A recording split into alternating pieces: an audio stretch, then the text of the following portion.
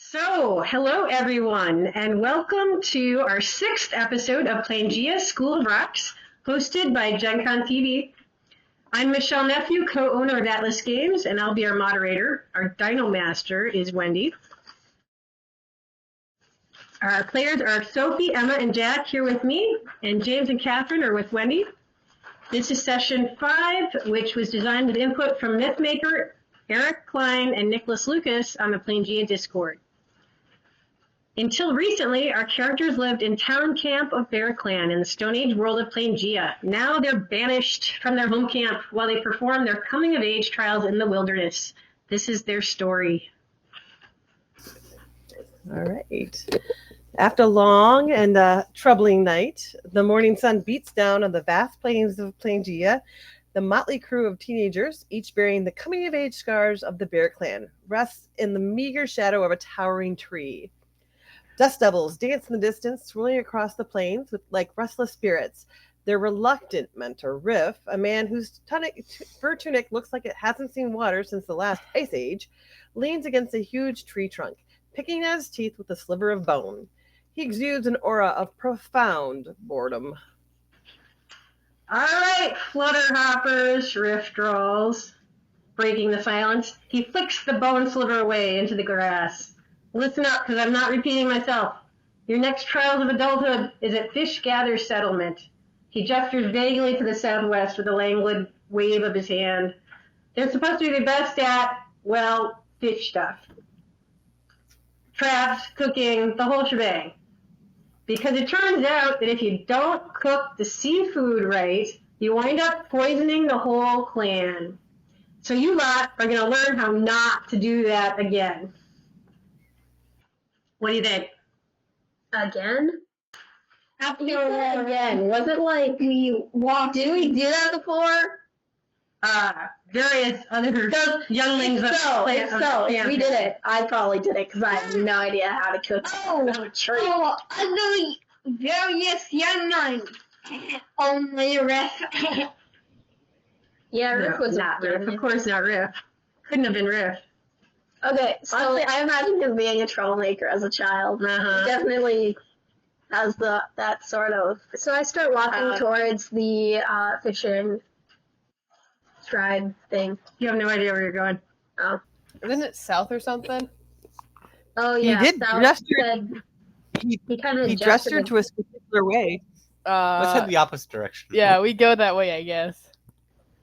All right. All right. Southwest-ish. Why don't you guys? Okay. Why don't you guys give me survival checks to see if you know which direction are you headed? South, South. Okay. wasn't it? Well, there. He said south, I think. I thought you said west. Shut. 13. I also. He said west, apparently. 19 total. All right. Good job. Well, Rick settles back against the tree and kind of slowly closes his eyes as he looks at you in disgust. With my +4, I got a total of 5. Okay. Okay, So I got 19 it sounds like total. he said West. and Yeah, I believe him. you believe him? Yeah. Okay. So Art and Luna apparently think he said west. Oh, yeah.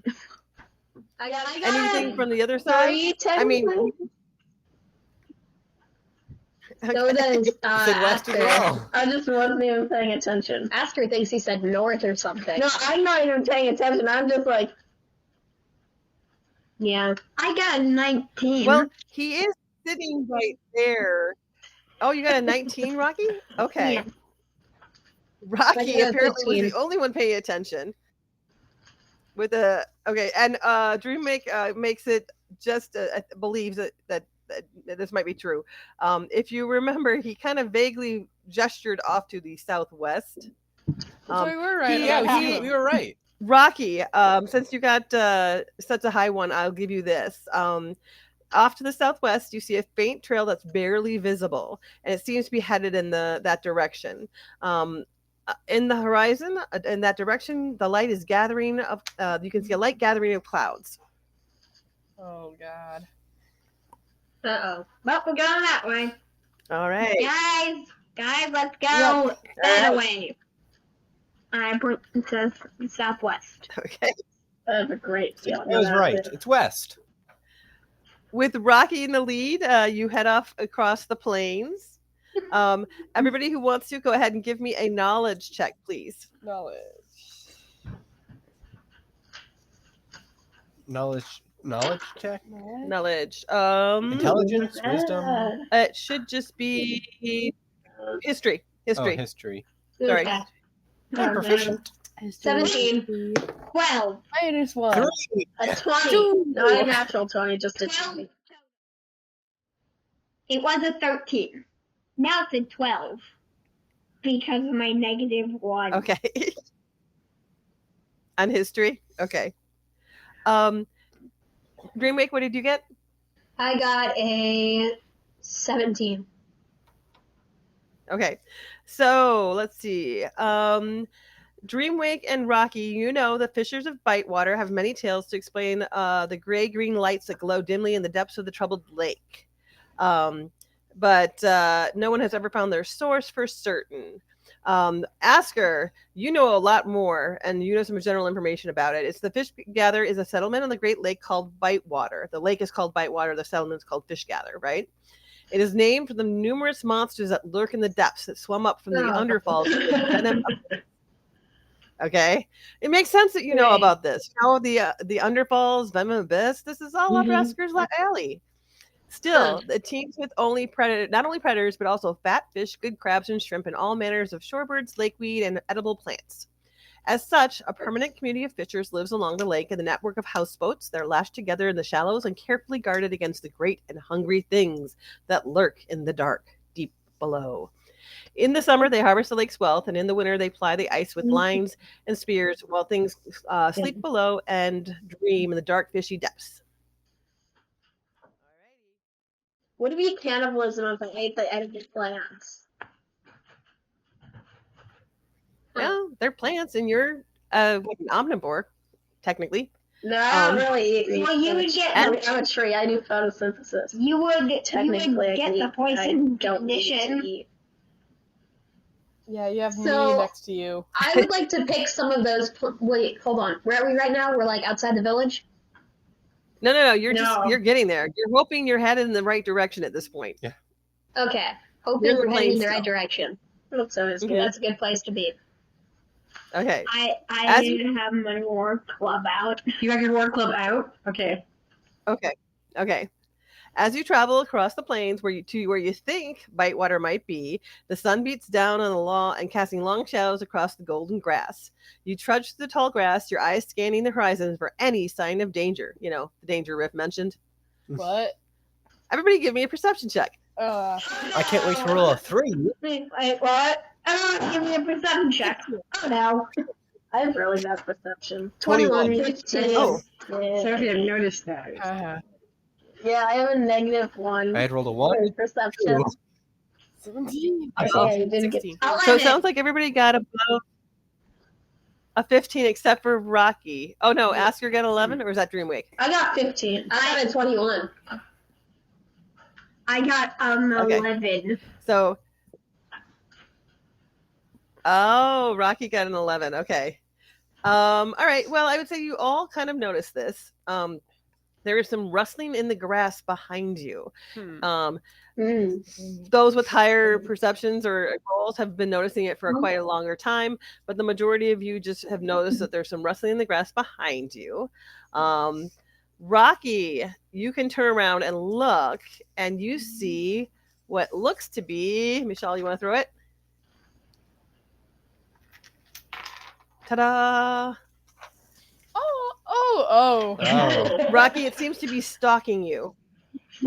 Is it that size or is it bigger? It's that size. Is it the chick that we raised last Hold time? on, didn't we have to Yes. do this Oh last God. time?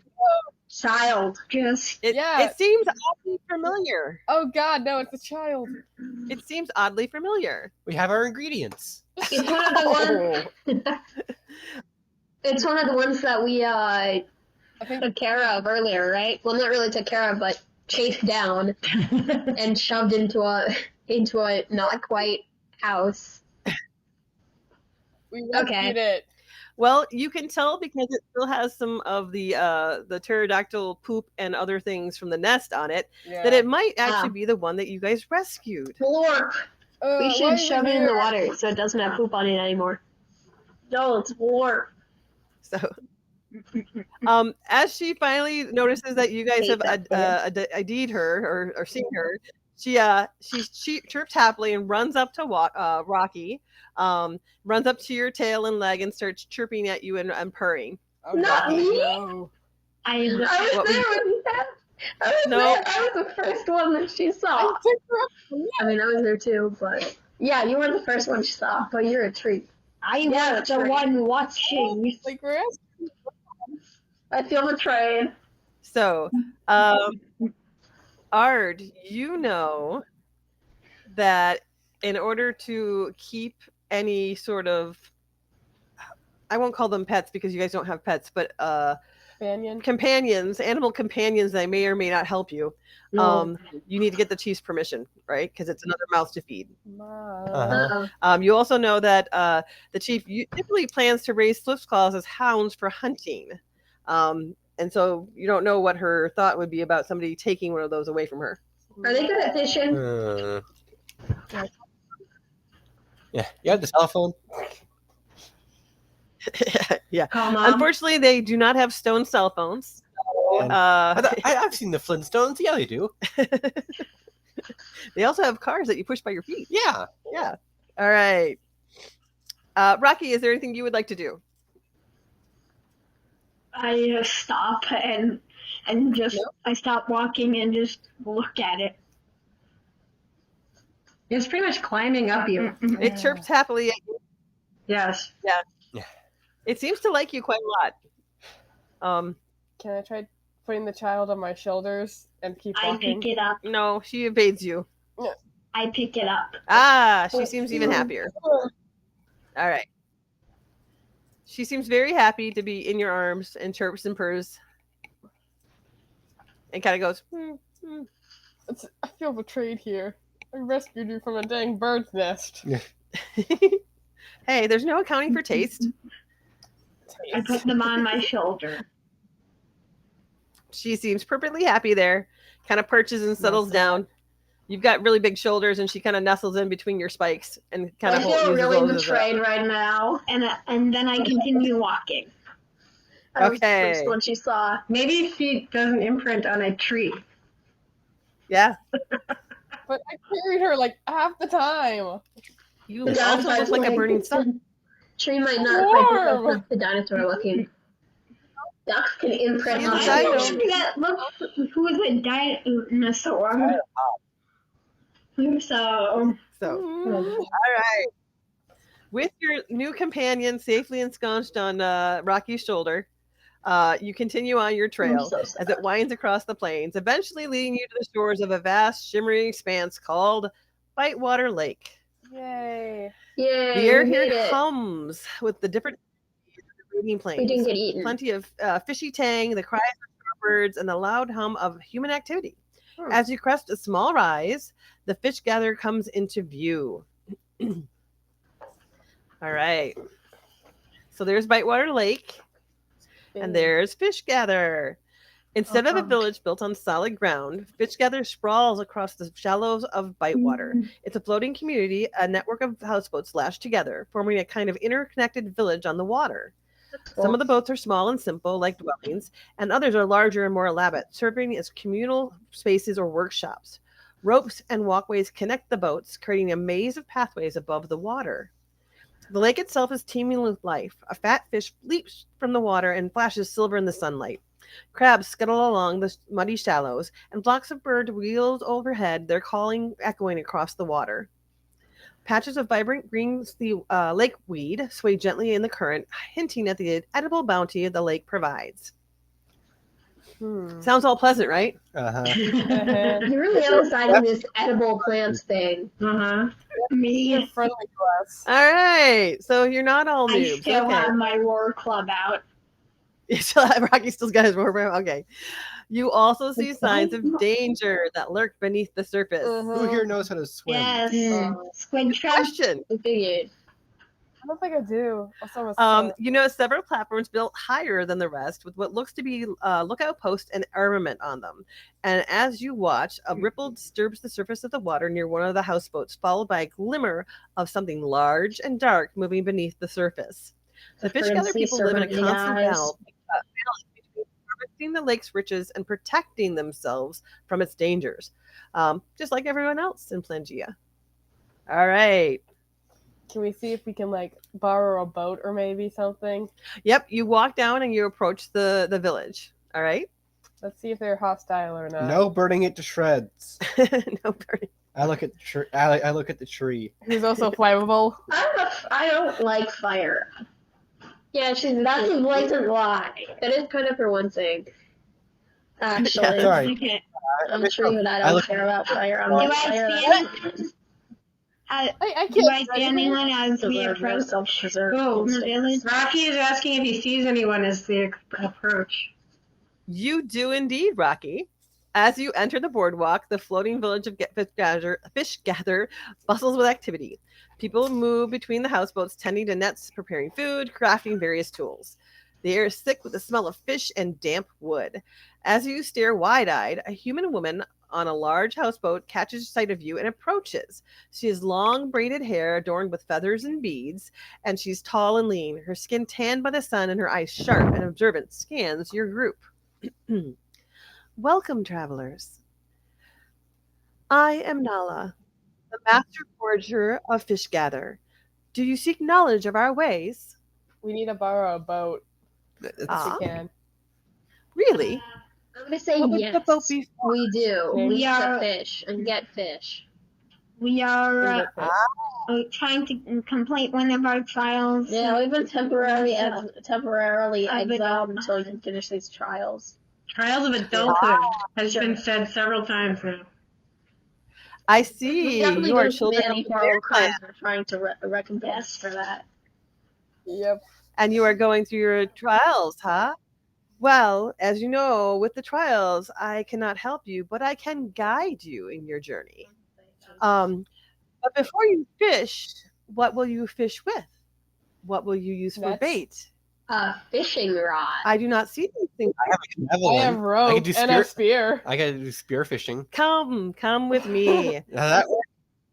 I Or actually fishing. have a fishing I kit. will teach you our ways. I will teach you to fish, to craft fishing traps and prepared seafood safely. The lake provides, but you must learn. I got a spear. Can I get food poisoning? I'm So Asker is actually carrying fishing tackle. I am? Yeah, I am. So butcher's tools, water, candles, and a butcher's tools. Those tools would do you well along the rivers and small ponds of the Great Plains, but here you need much more sturdy material. Come with me, I will show you.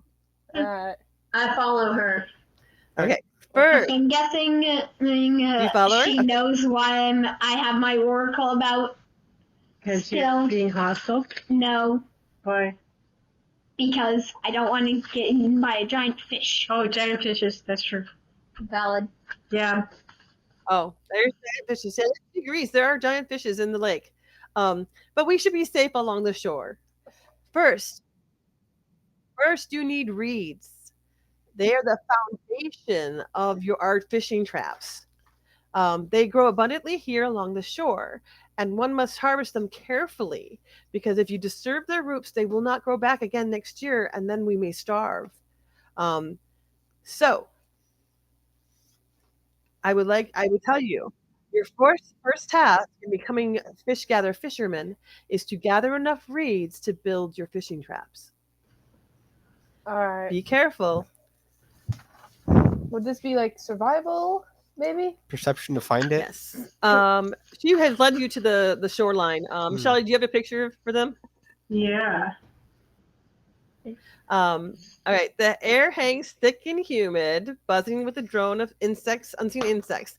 As the lake stretches out before you, the vast expanse flecked with the skies, and you can see along the edges, they aren't sandy beaches, but shifting marshy landscape. of reeds and cattails that grow thick and tall. There's feathery tops swaying in the sluggish breeze.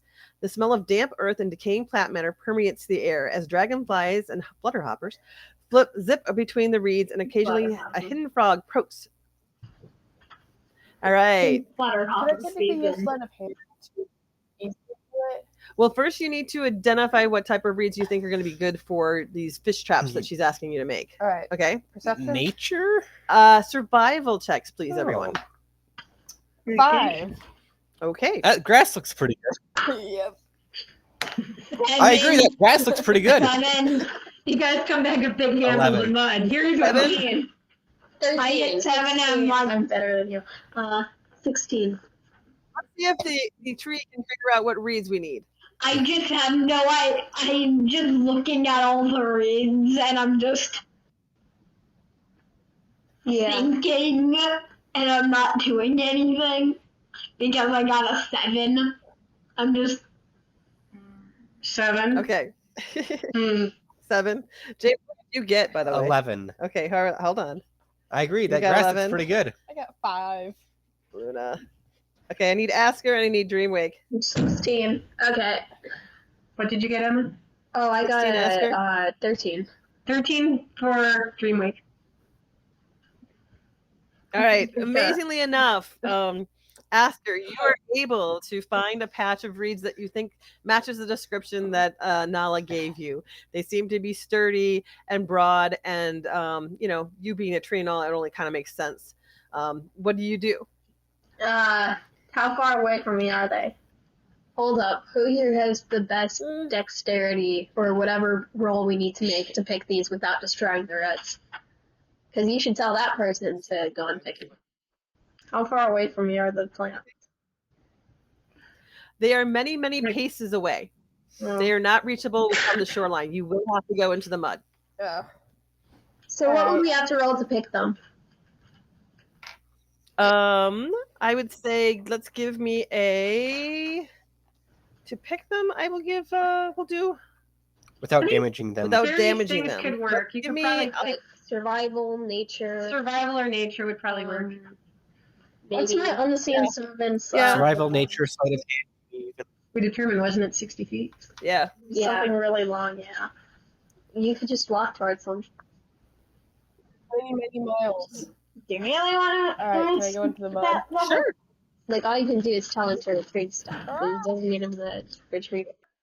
We're clarifying again that Asker's unseen servant goes 60 feet, and these reeds are slightly more than that. What? Why? Why? We'll call it Because that, it's yes. You just walk over faster. there yourself, man. Use my What I'm doing. little advantages. As Probably break your them. debate how far Asker's unseen servant can go, You can totally go out there. not knowing math or numbers above 9, the debate is very lively. Luna proceeds to trudge into the mud. Your legs sink thigh deep into the mud, Ooh. and you pull you try to pull your leg free, but it holds fast, clings like a hungry beast, pulling you down further. Oh god. I look Okay. back. Hi. Help. You've gotten further enough out that you're not reachable, like immediately from your friends. All right. I would come and help. I'm My playing. unseen servant. See? I would come and help, but I'm weak. I have my javelin. Can I and throw it back to the thing? Sure, All right. go ahead. Thanks to the javelin. It's rope on the other side, so you can pull me out of the dang mud. Okay. Oh. Would that be like I'm sure tying a knot wouldn't be that hard. athletics? Like throwing? Yeah, We'll give it athletics for throwing. Sure.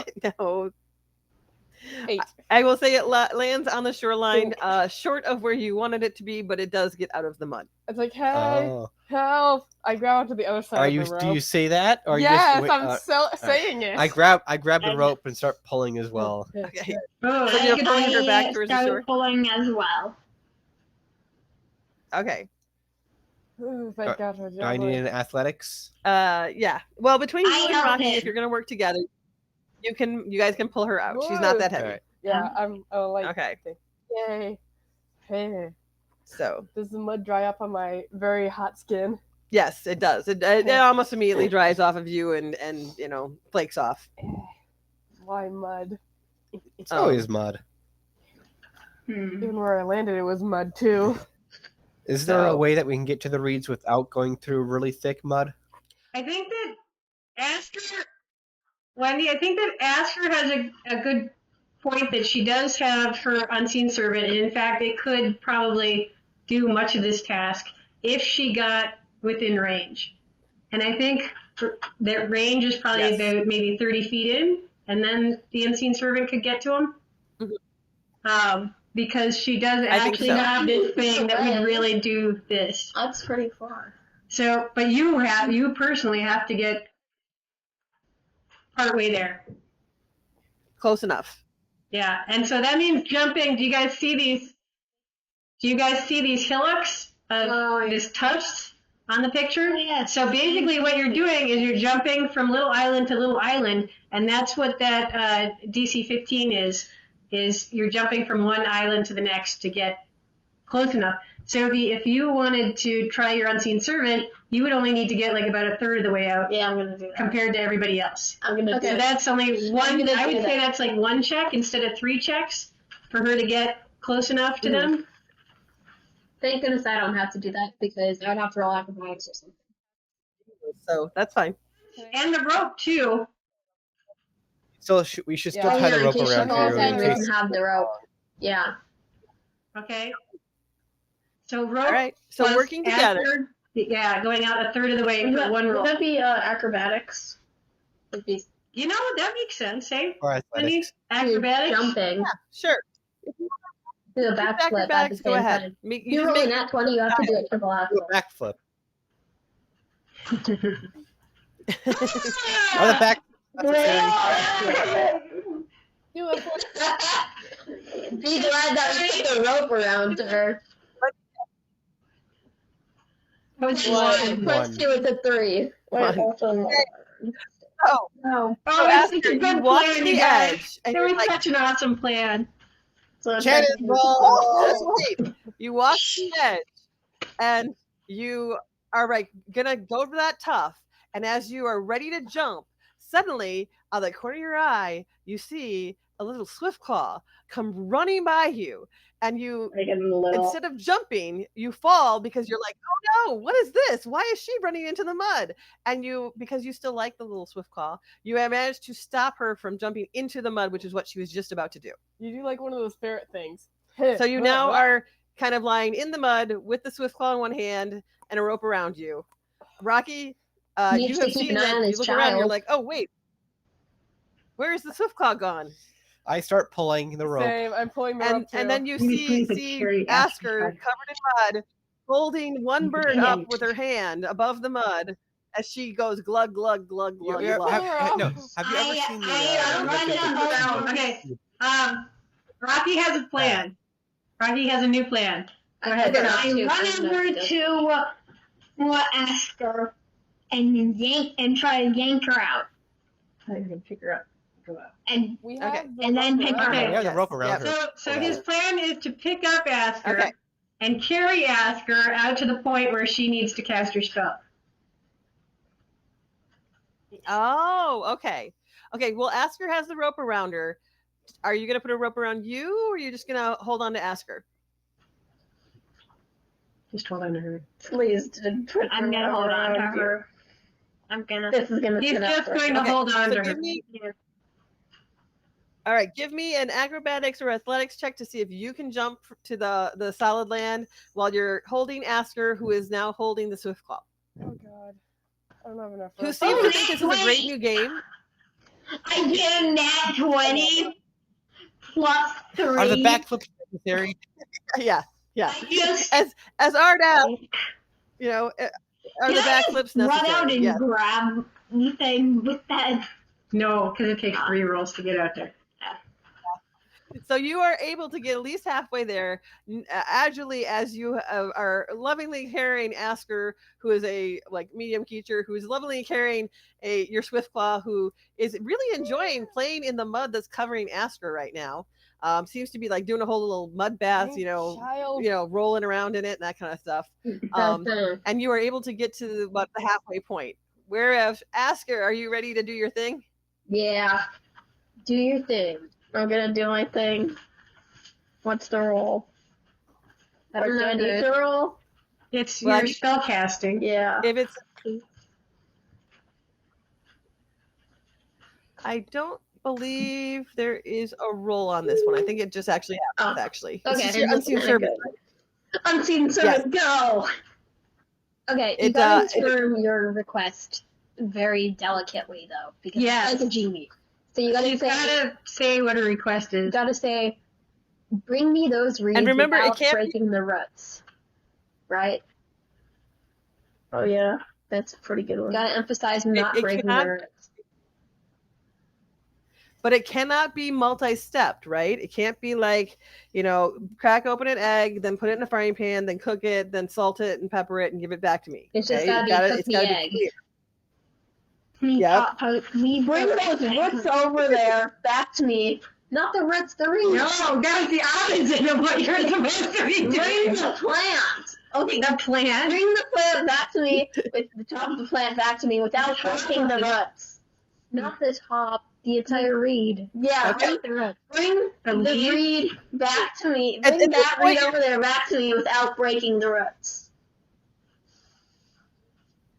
Okay. All right. After several false starts, as your unseen servant heads off and then comes back, and then heads off and then comes back because you keep changing the command.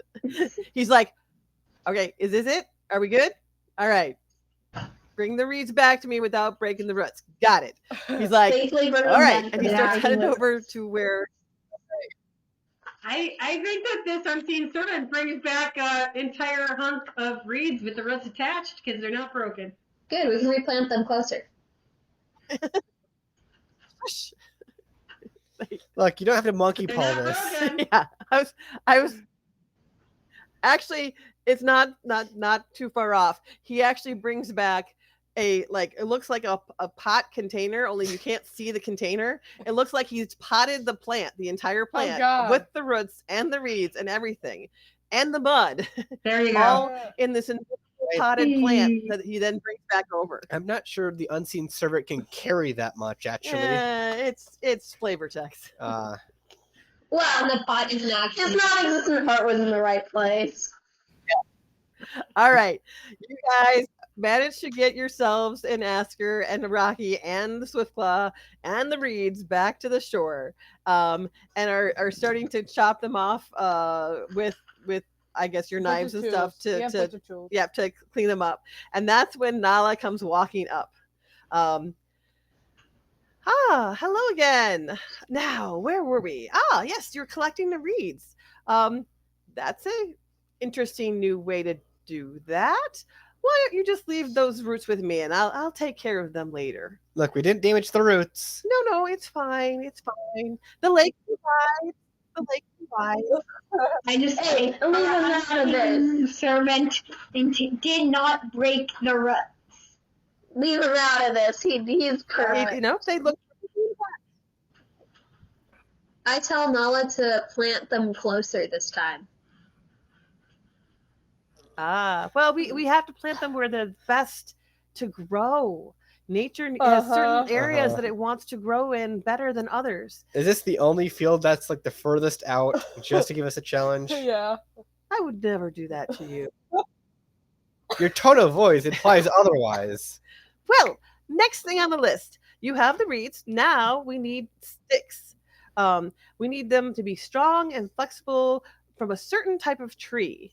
We have a tree right there. Yeah, we got a tree right here. Oh, she's not the right type of tree. Oh, There's a grove of trees to the west, and they offer the best wood, but they are protected.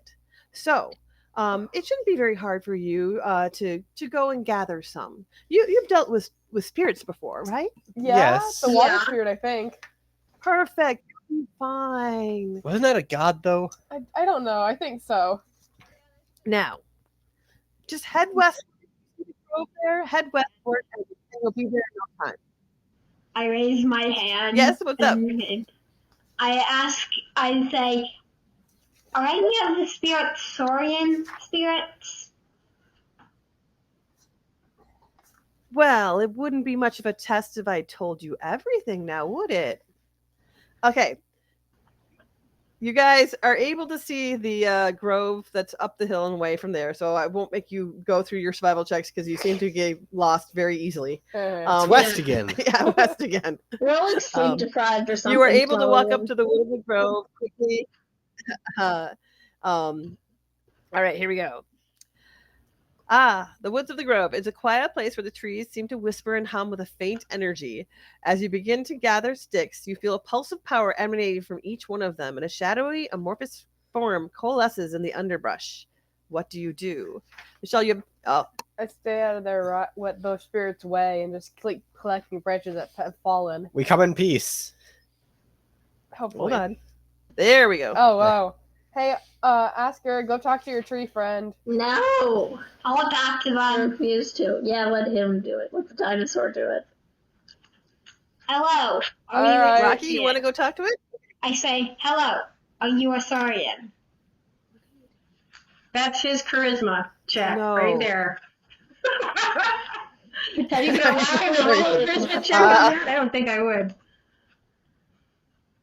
No, nope, sorry. You gotta give me a little bit more. It tilts its head and says in an not an ominous voice, but a kind of a whispery, reedy voice, no. Are you a tree? It tilts its head the other way and says, yes. All right, you tree to tree talk. I All right, push yes. Asker Yeah. forward. Rocky's engaging in conversation right now. It's talking with Rocky. All right. What else is Rocky gonna say? What Delaying tactics. what do you want? How's the weather today? Sunny, huh? Sunlight, Lots of dramatic lighting. soil, water, life. Normal tree Yup. stuff. While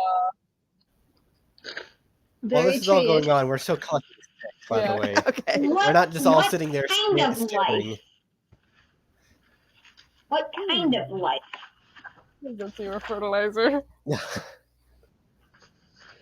Sunlight, water, soil, life. Can we have these kind sticks of that have life? fallen from the great trees? What kind of life? Give me a nature check, Ronnie. Rocky. Do you hear me? Yeah. Nature check, please. 3. 3. 3. Oh, okay. It's a tree of some kind. Yeah. What do trees eat? Water. Dead corpses? Oh yeah, sometimes we'll that's In a way, yeah. They're very nutrients. You guys, Actually, very good. The dead corpses. Yeah, you just kind of your roots just Like go that- over them. The little fungus and plants help break them down, and you can slurp out the nutrients. It's very good. Very good. I approve. You should try it sometime. what has Asker mentioned several times that she doesn't actually need to eat because she Eats light. And also, I'm light. Oh, Good God. sense it does. Oh, Looks like he lives here now. right. Oh. So Rocky, why don't you give me Well, you failed pretty I don't know. badly, Wendy.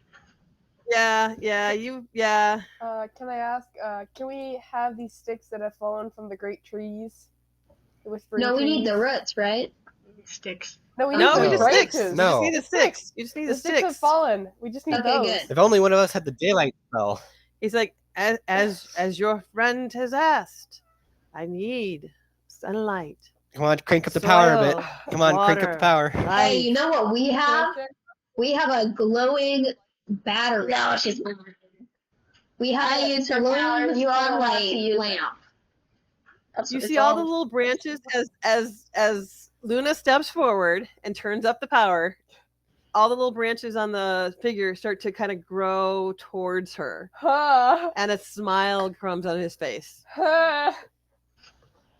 Grab the sticks. Get out of here. Grab the sticks and What? go. Again, you're delaying tactics. I Keep him know. busy. I'm Ask about the trying. weather. I grabbed some of the sticks.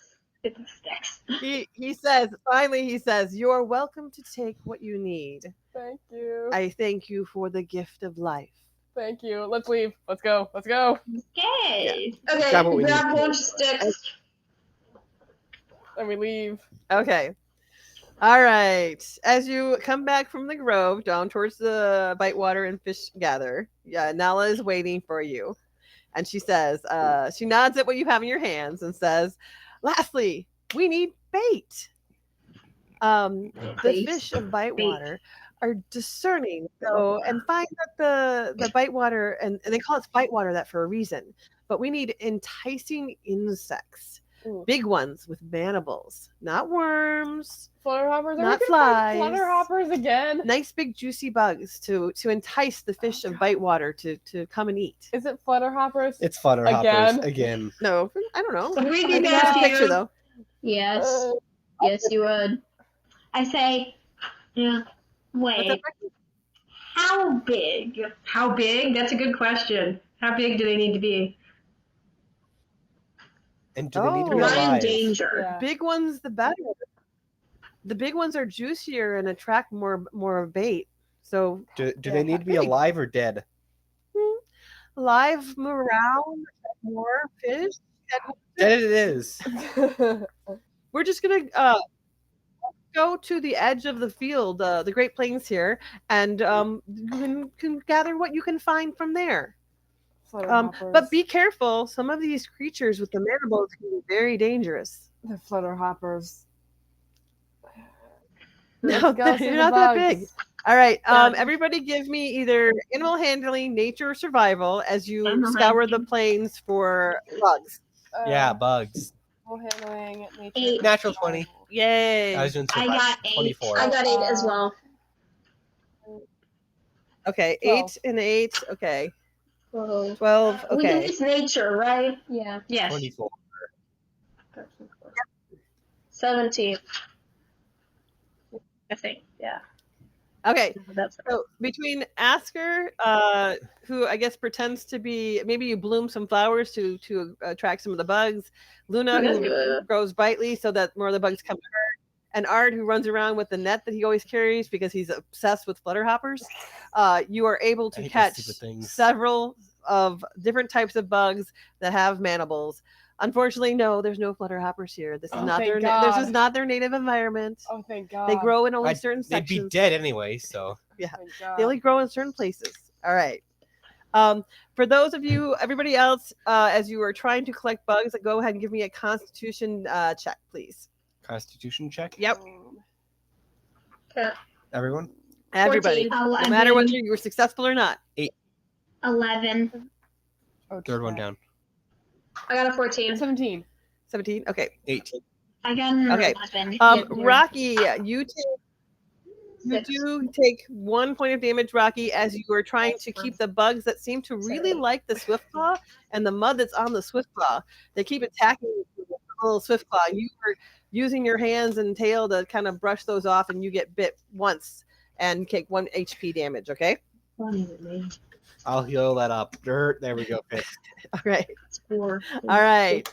As you guys trudge back to the village, Fish Gather, you're once again met by Nala, and she looks at what you've got there and says, "Okay, nicely done. Well done. Well cropped. For now, let's see what we have. I think we have all that we need. I will take you to the crafters, and they will show you our way of constructing the traps. All right. Follow me." Don't these traps usually take years to make? All right. Nala leads you into a large houseboat, deeper into the Fish Gather. The air around it is thick with a scent of wood shavings, and a burly dwarf with strong, callous hands and what looks to be a perpetual dusty look emerges. His hair is short and graying, and he eyes you with a critical glare. We're here to make nets. He's not very stonified yet, is he? He's got some. I was very careful to put some in this time. Born stone hand, he grunts, his voice rough. Master crafter, a fish gatherer. Did any of us ask you? Forley is an unfortunate name. You what? You're just all about making friends, huh? I know, I feel aggressive. Sure you I just technically got eaten by... I technically almost got eaten by bugs. Uh-huh. Leave me alone. Also, I fell into a lot of mud. Okay. All right. Are you all here to learn something or just to gawk? Let's get to it. No lollygagging. Time's precious, and the lake doesn't wait for lollygaggers. So Bourne gestures to the 2 bundles of reeds that you guys gathered, and he says, first the bindings. You twist these into rope, strong rope. And so he is showing you how to go about doing that, and you guys need a dexterity check to see if you can manage that. I don't think I'm going to. Dexterity check. Yep. Dex check. Not bad. A sleight of hand. I Sleight got of hand. 16. I got 16. And so the way you make the rope is you attach this I got 16. What is your reeds dexterity? and twist them, and then twist them together the opposite way to make a strong rope. I got 16. 20. Not a natural 20, but a 20. Okay. I got 16. Okay. Good job. Good job. So most of you, except for Art, seem to be able to quickly grasp this task. Yeah. Twisting and twisting again. I don't get it. Okay. Not bad. Warren concedes. He examines the rope. Now the framework. He points to the bundle of sticks that you gathered from the Whispering Grove. These need to be whittled into rods, and not just any rods. They need finesse. He demonstrates, showing you how to carve specific whorls and loops into the wood. The carvings are important. They channel the spirit of the wood. Oh. Okay. So as you guys work with the wood sticks, they seem to pulse faintly, and the same energy that you felt in the grove, you can now feel focused in the your carvings. Could I try So everybody, putting some of my magic in it? I'm a star. well, for now, everybody roll like Arcana checks just to see how well you can whittle and release the magic from the Arcane. wood. Arcana -1. Same here. I think I'd have an advantage because I'm 3. Woohoo! 8. 3 and 8. Okay. 16. You got a 15. 7. Yay! I got a 16. All right, we got a 16. It seems like Dreamwake seems to be the best at doing this, as Yeah, her it's magic. her sticks seem to quickly whittle into rods that he seems to like. Back here. For the rest of you, he has some words. I'm the Like- cream Really of the choice crop. words. I have a 15. I got a 15. Okay. So it sighs heavily. Focus, whelps. This is not child's play. These rods are gifts of a god. He takes your stick, and with a few deft strokes, he corrects the carving. Then he starts to lay out the materials, and he shows you what it is you're making here, and that is what it's going to look like. He says, with the rope and the whittled rods are ready, he lays out the materials. Now the trap itself, it needs to be sturdy, clever, and he adds, the glint in his eye, a little bit special. So he takes the carved rods and he shows that when they're activated, they create a lure. It's a magical field that attracts fish. These carvings, he explains, are more than just decoration. They are key, a way to speak to the god's wood and awaken its power. So now you need to roll to activate the rods, and that's going to be Intelligence Arcana. Again. Again. Oh god. Seems like you're top Oh, for team I would work. have gotten a 19, but since I have a -1 for Arcana, I have a 18. 18, good job, Jet. 1. So you Uno. Yeah, so Rocky, you're doing pretty good with this Arcana thing. Luna seems to be catching on this time around. Meanwhile, bash. Yeah, meanwhile, you guys are all realizing why Ard is going to be the next and not the next shaman of the beer clan. Yeah. Yeah, I can see that. Generally, trees aren't great at that. I say as I'm like making sure he doesn't smash it. Dreamwake and Asker, I didn't hear your rolls, but between I think Rocky and Luna, I got a think 13. you guys are able to get your 11. Oh, good. Okay, 13. You're getting there, Asker. You're getting there. So my basket is a basket with a lot of holes in it. Well, you guys are all together. You're working together to put this trap. No. You. How about you just stand aside for now? yeah. Pretty much. Yeah. Yeah. Luna not- distracts Art so he doesn't touch the fish trap at this point. I'm helping, right? All right. You're all working together, and you managed to assemble your fish trap with the rods, and you managed to actually activate it, and it starts glowing. Okay. Yeah. Um, Going. we'll go from there. Warren nods in approval. He says, "Well done. You've learned well. Now go to the docks. The lake awaits." Okay. All right. Okay. You take your newly made glowing fish trap filled with the nice tasty bugs that you Hey. all found, right? I rolled the crit. It's probably most of my bugs in there. Hey, it takes a village, right? Takes a village to feed a village. It All right. does. It does? No. Yes. As you The cross old the people? loading village to its dock, the sounds of splashing water and excited chatter grow louder. You arrive at the dock, bustling with activity, as small fishing boats are loaded and unloaded. A small, agile halfling with tan skin and short, curly hair greets you with a wide grin. She wears practical clothing suited for fishing, and her belt is adorned with an assortment of hooks and lures. Welcome, welcome! I've been looking forward to you guys coming to me. I am Lena Quickfin, master fisher of Fishgate, and if it swims in bite water, I've probably tried to catch it. I've heard that you're here to catch some of our fish. Yes.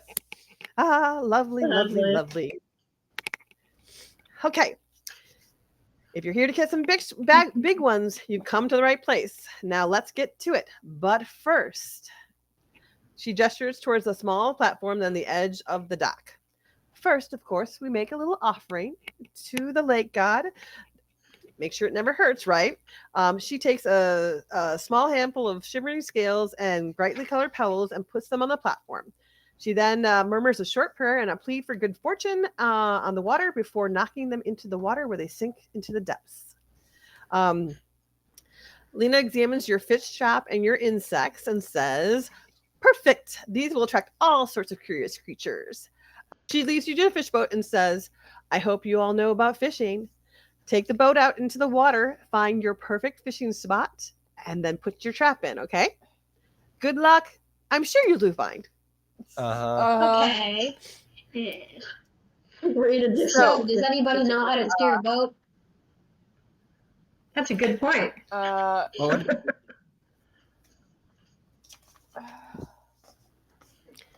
Does anybody have a good idea where they want to go on the lake? Middle. Okay. Maybe not Why the the middle. Fish. Middle's not safe. Middle is not safe and has a ton of huge fish. I think we want to be better in like a sunny spot more close to the shore. Because fish like hiding among Yeah. like reeds and whatever. So a sunny spot closer to the shore. Unless they want to get the big fish. All right. No. You can see two oars in the middle of the boat. Unless you have some other way of making your boat move. Do we have a Somebody gonna paddle get or out and fish? anything? Yes, you have two oars in the middle of the boat. Okay. I guess it's me and Rocky because we're the strongest. Yeah, Okay. so strong. All right. So athletics. Yeah, you and Rocky both give me athletics to see if you can get this in time together. Because if you've ever tried to paddle a boat with somebody who is not working with you, That's actually usually why they sing. that is Isn't true. it? That is why they Or have sing. a- Yes. Stay at 12.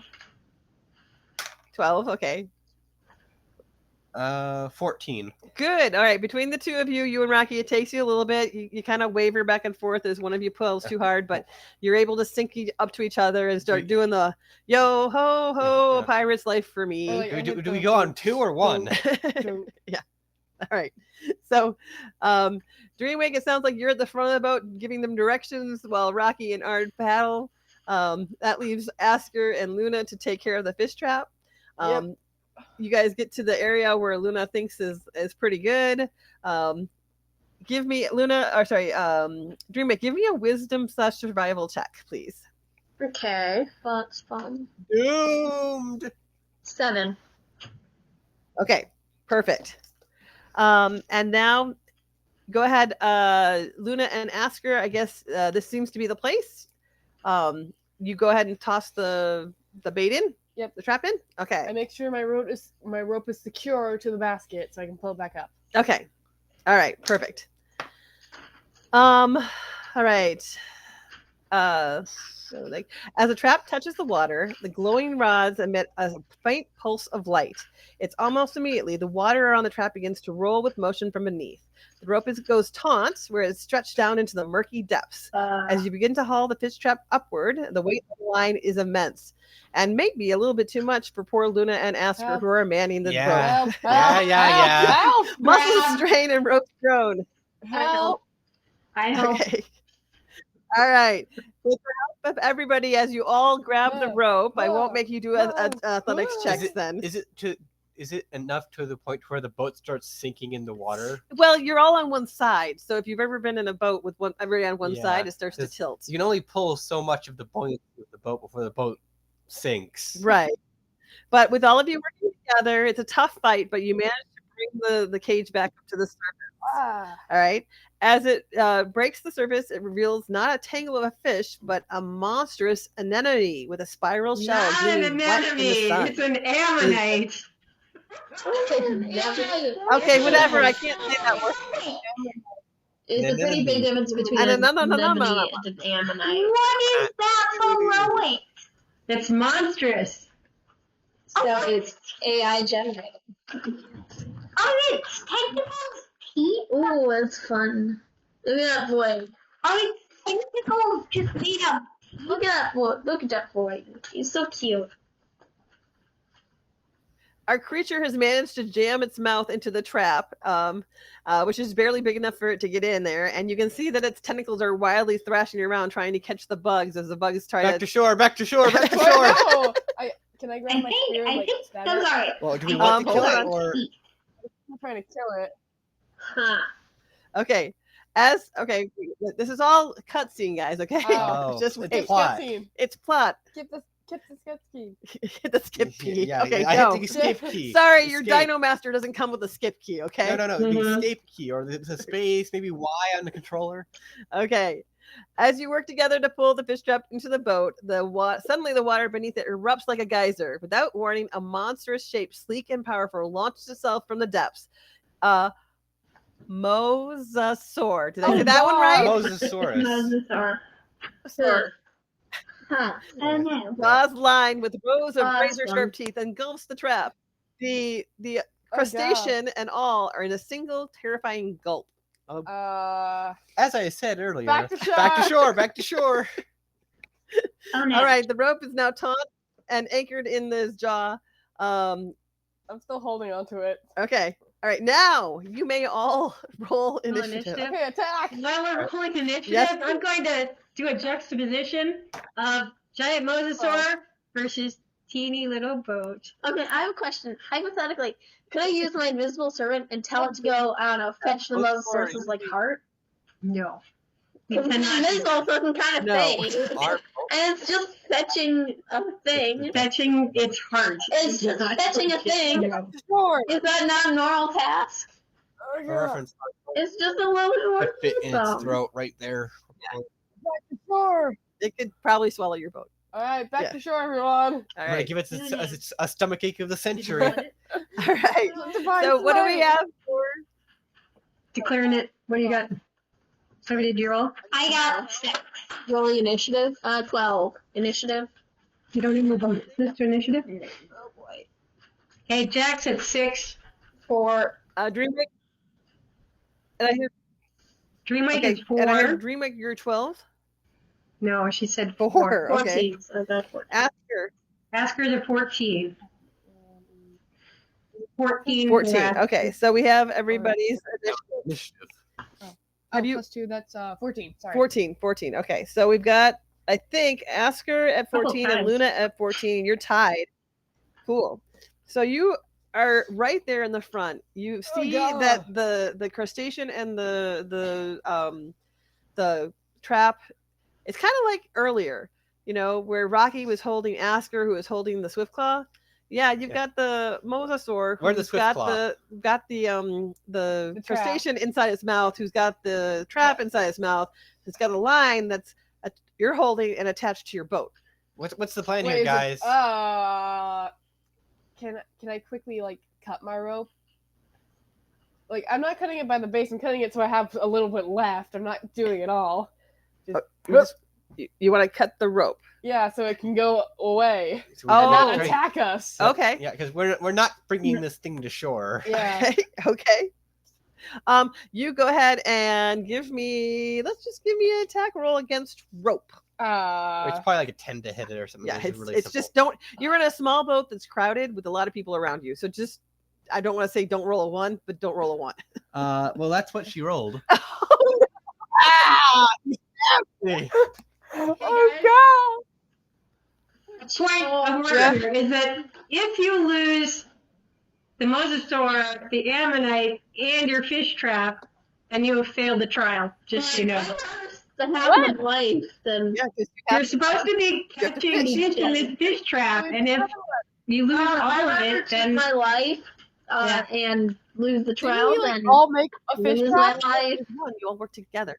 then you lose the trial either way. Could we Yeah. like make another one? you might resolve need to for make another one. stabbing Yeah. somebody on the boat for now. Or I could just spearfish. So, You might have to Catherine, make I another one. still have my fishing Yeah. jacket. You Well, do it It's faster. okay. Here's the deal. It's okay because Catherine rolled a 1. Oh, So Huh. she, in fact, does not cut the line. I think I could ask her because they're No. closer to me. No, I'm going to say that you, No, I like you way were far using away. your spear, right? Yeah. I might just jump overboard. Now, to be honest. embedded into the side of the boat, as you were trying to go like this. I mean, the line is only this big and your spear is this big, and you're like in a rocking boat, and you're like this, and your spear is now stuck into the side of the boat. Oh you still god. haven't figured out which side's the pointy end yet. Okay. All right. That being said, Asker, you're next. Honestly, I'm thinking I might just jump overboard and swim to shore because I don't want to do Wait, it. there are monsters. okay. They're carnivores. Asker's plan is to jump out of the boat and swim to shore. Yeah, I'm not dealing with this. Wait, do you think my invisible spirit can carry me? Asker, I would want to No. caution you that you've now seen at least 2 monstrous things come out of this water, Yeah. and you've seen them swimming around bite water. So, just I'll I Yeah. just want to caution you. on They're that. a plant. And You say that a lot. They don't eat plants because they're all carnivores. You say that, but then things still happen to you. Yeah, it's only the carnivores that eat. I can just go float on the water and disguise myself as like a pile of kelp or something. And then a normal fish is gonna try to eat you. But a normal fish is less scary. They won't swallow me in one bite. And then I can Giant. oh my gosh, I have an idea. I will pretend to be a thing of like a pile of kelp or something, float on top of water. When the fish comes to eat me, grab it. So he's going to try and use disguise self as she floats on the water, looking like a lily pad. And then when a fish comes up to nibble at me because I'm curious, I'll grab it and I'll catch it. Mm-hmm. okay. So you are jumping overboard, is what I'm hearing. Yeah, and pretending to floating on top of water, pretending to be a like thing of kelp or something, lily pad. I don't know. Then when the Okay, I have a ran suggestion. overboard. Okay. I have a suggestion.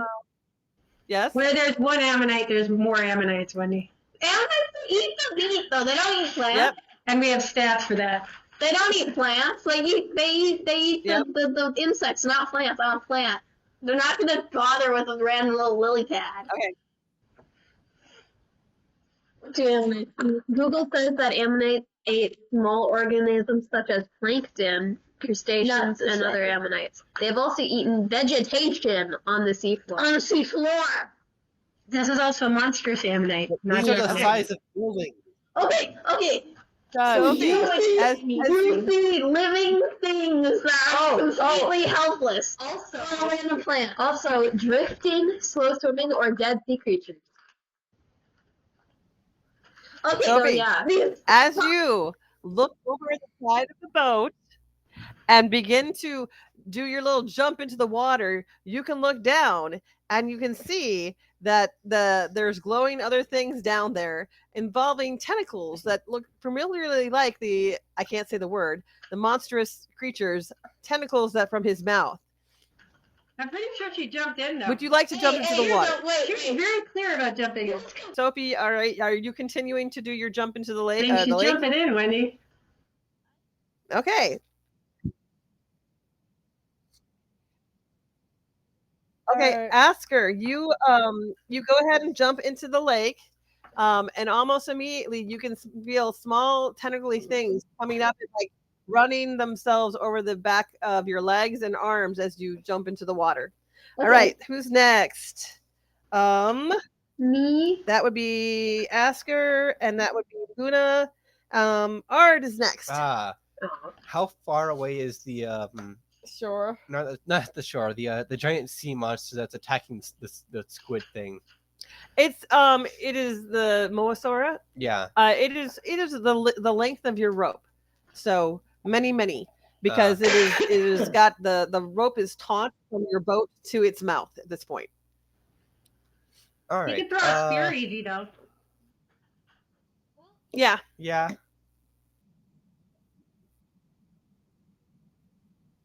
I'm trying to think how I can scare it away. Okay, so if he's looking to get into combat, I don't think it's fair to say it's super far away because they were reeling in the trap, and so the trap was pretty close to their boat at that point. Like Yeah. No, it's right there. it's not super far away. You can still. The only reason that Luna's spear got stuck in the boat is because she rolled a 1. Yeah.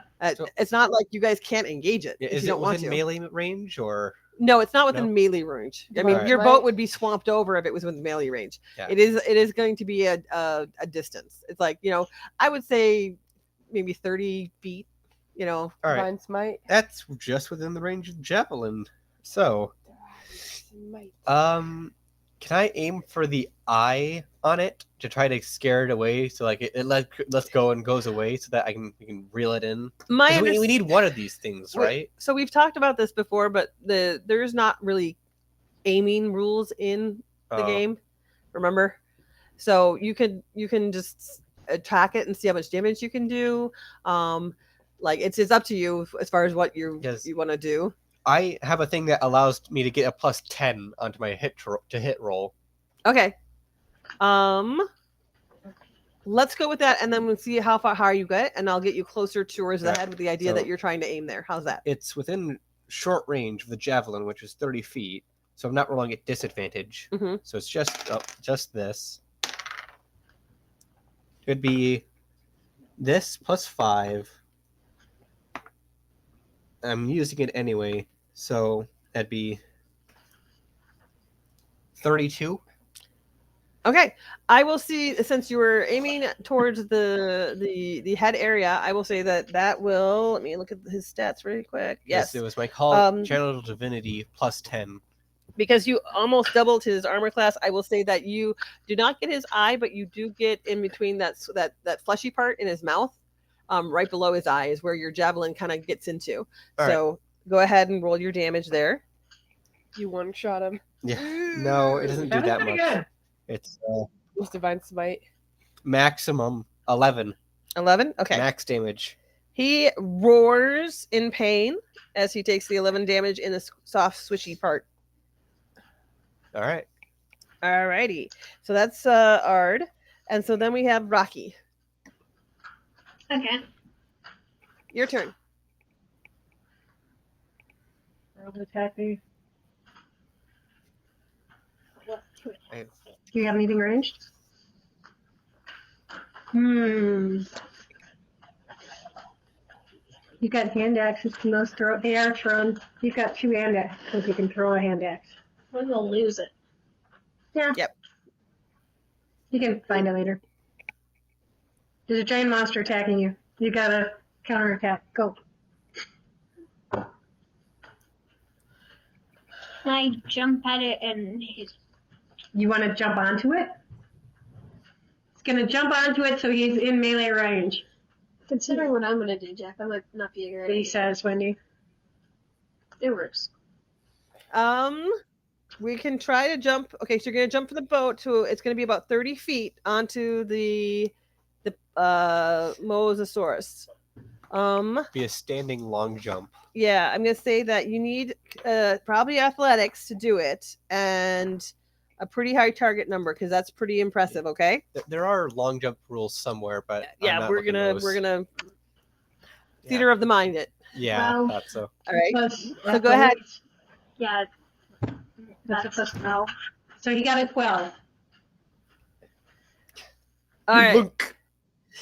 So no, but he's in the unfortunately- water next to it, I think, right? Yes, yes. You are able to get. You are able to get quite close to it. You are within melee combat with it, but you are not on it. You are in the water. Yeah. So that was a move. So you can have an attack action now. I am like Yep. trying to like smack it in the face Mm-hmm. with my war club.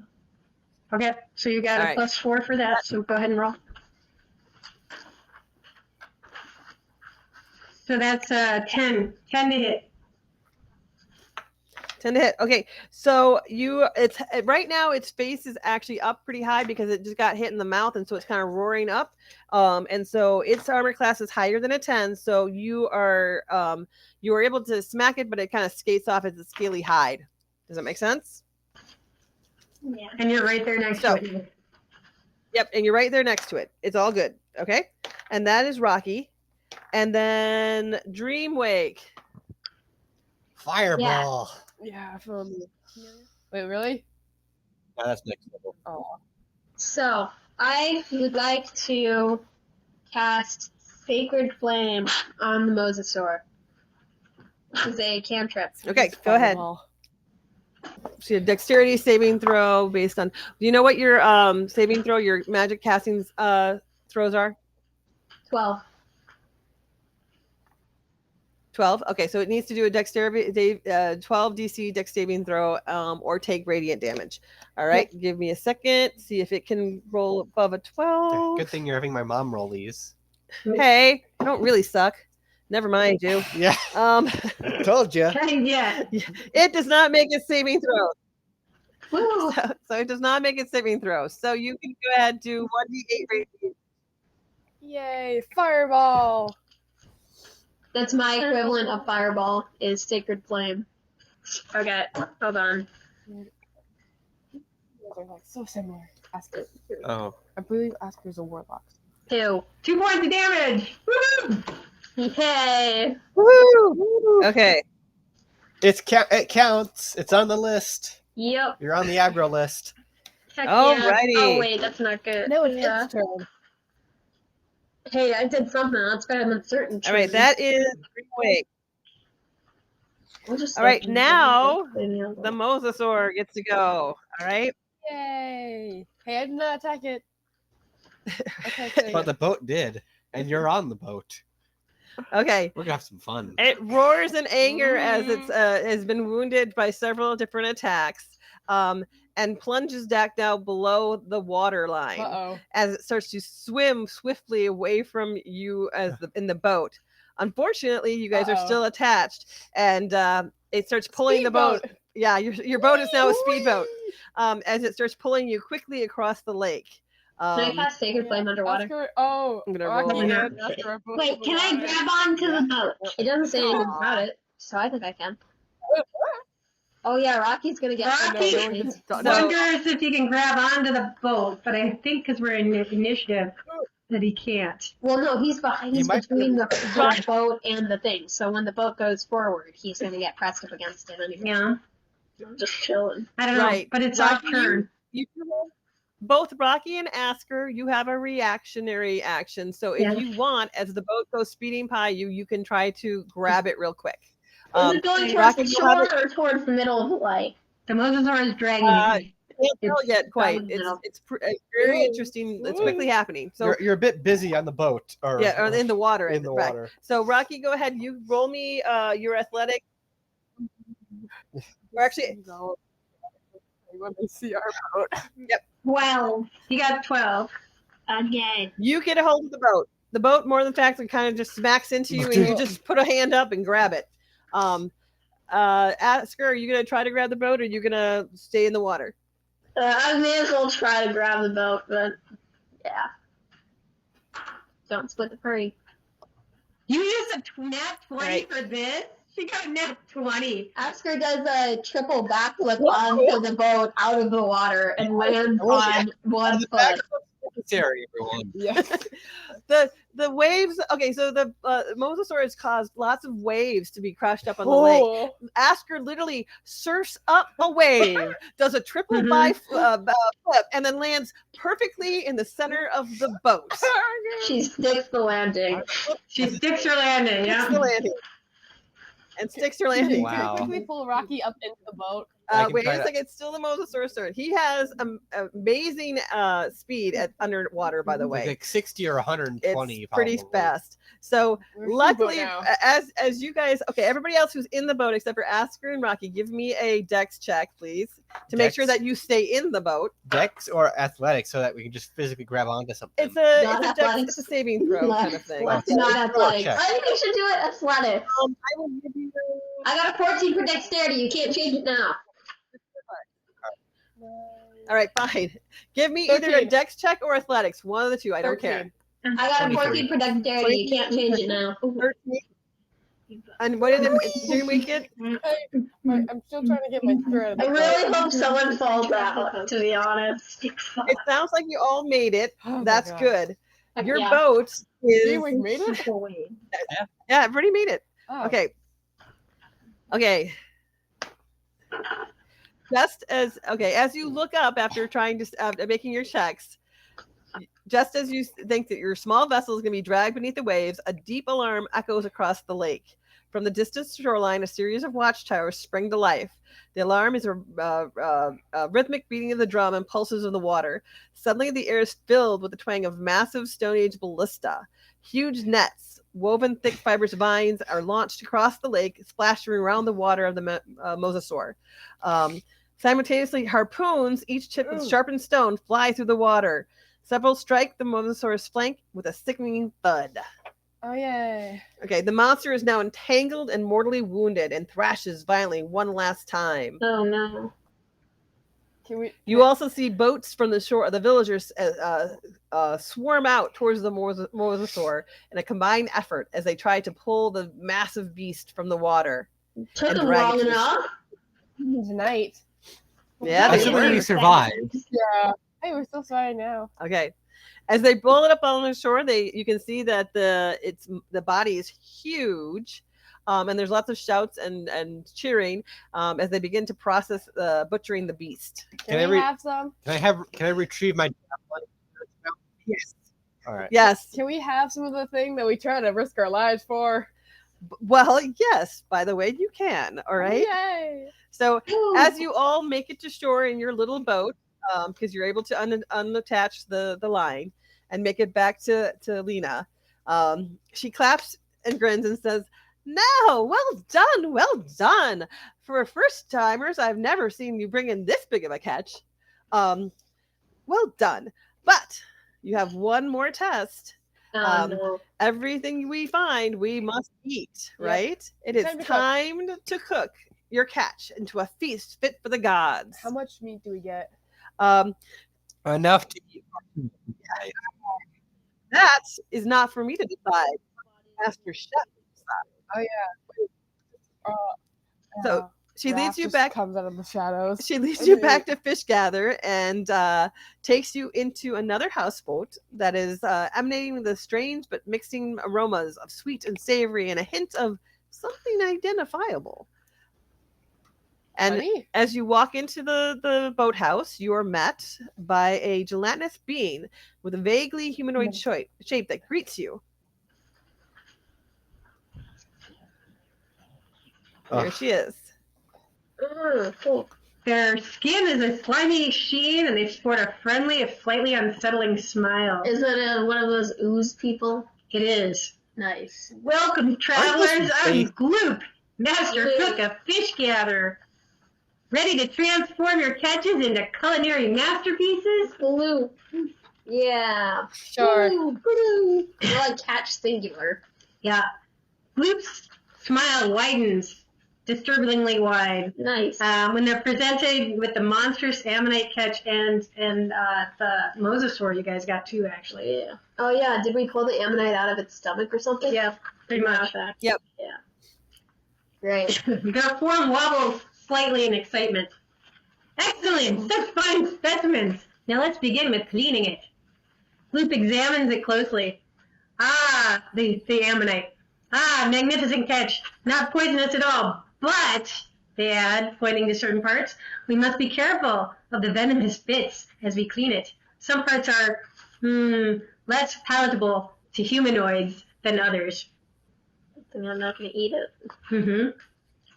So, we need you guys to roll a check to see if you can correctly identify all the venomous parts. Okay. Mm-hmm. Is that nature? Survival? Nature? Nature. Medicine? It'll be a nature. Nature. Yep. Nature check. Can I use survival? Sure. If you have it, you can use survival. Thank you. 16. It's nature, Good. right? 6. Oh, Jack did Good. not identify the venomous part. I thought that was weird. Why'd you borrow mine? What was that? Jack, Jack, you Okay, are rocky, but nature? your stomach is not made of stone. Nature or survival, one of the two. 12. Hold We on. can do survival. Good. 21.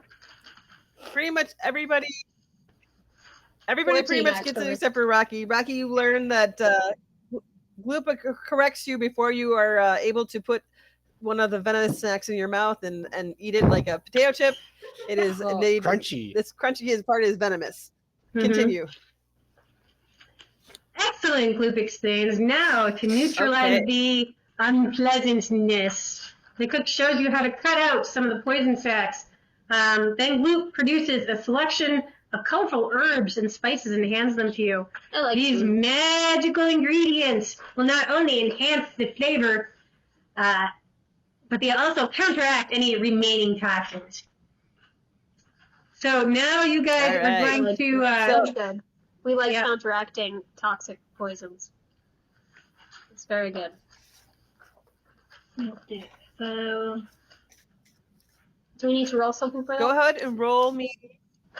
Yes, roll me medicine. I want to see how well you guys cut out the sacs and Medicine, you detoxify say? the ammonite. I Eight. got it right. 11. 18. 15. Okay, 11. We're doing the most. 16. No, we're doing the giant Not crab horrible. thing. All right. Or squid. Most of you have done pretty good. Luke needs to come by and adjust Luna, who has left a bit of her poison sac in her piece. I got it almost done. There we go. And then I think Michelle, next part. Ready? Now, Gloop announces the true test, a cooking competition. Who can create the most Oh, delectable dish? Music suddenly starts playing mysteriously in the background. Uh-huh. Really dramatic cook show type music. Game show music. Yes, indeed. Cooking wars. Food Food Wars. Wars. Hope it doesn't happen in judging. All right. Battle So of the Gloop Fish. leads you and has you grab your pieces of ammonite and to lead you into a house with a makeshift arena erected in the center of the village. How many times There do are we two have cooking them? stands facing each other, like opposing fortresses. Gloop stands before the assembled villagers with a mischievous glint in their eye.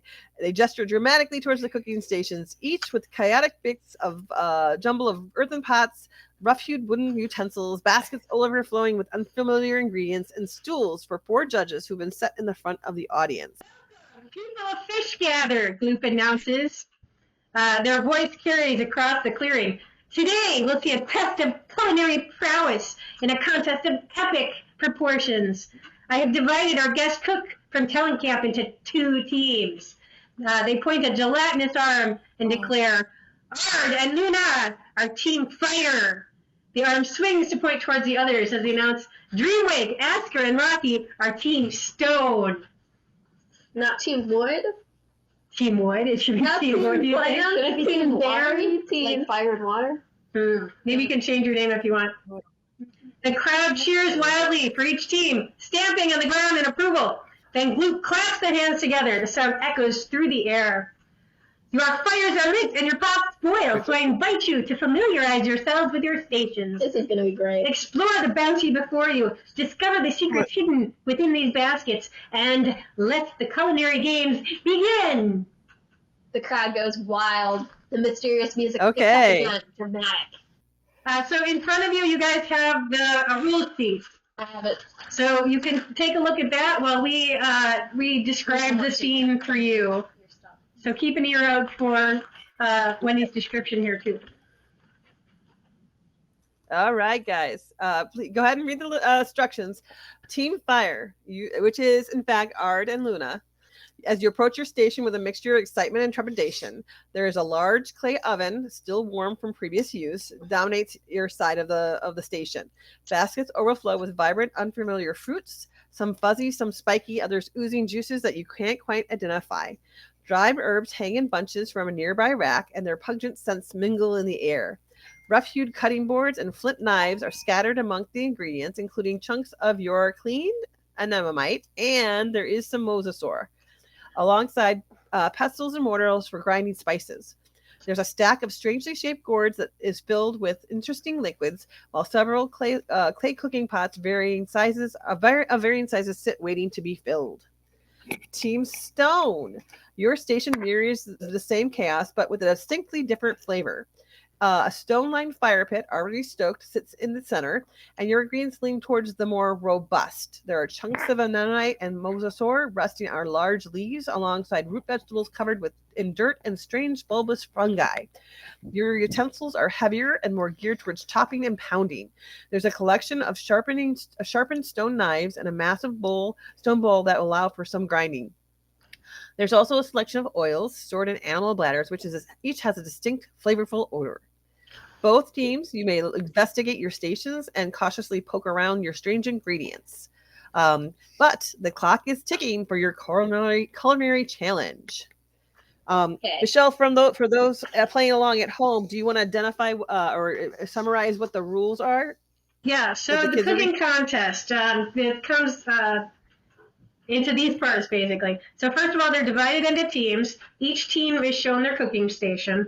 Then they get to roll to identify the ingredients in the kitchen. So right now you guys are going to roll, and that is a survival, nature, investigation, that kind of thing. You can roll that now while I'm going over this. Survival. So that gives them access to different ingredients.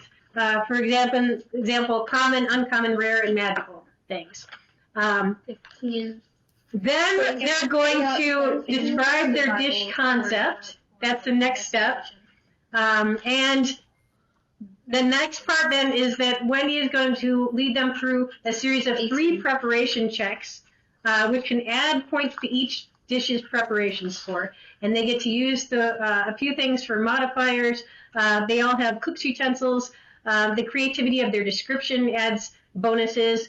Those special ingredients that they may have found adds bonuses also, and teamwork can add bonuses to that roll, to those 3 rolls. Each success on one of those 3 preparation rolls is a point for their dish.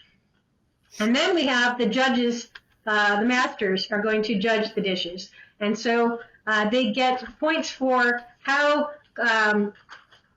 closely they manage to identify the judges' preferences and make a dish that will appeal to the judges in the end. And they can get up to 1 point for their dish for each judge. So they will likely have about 7 points at the end of this, depending on how they do on these rolls.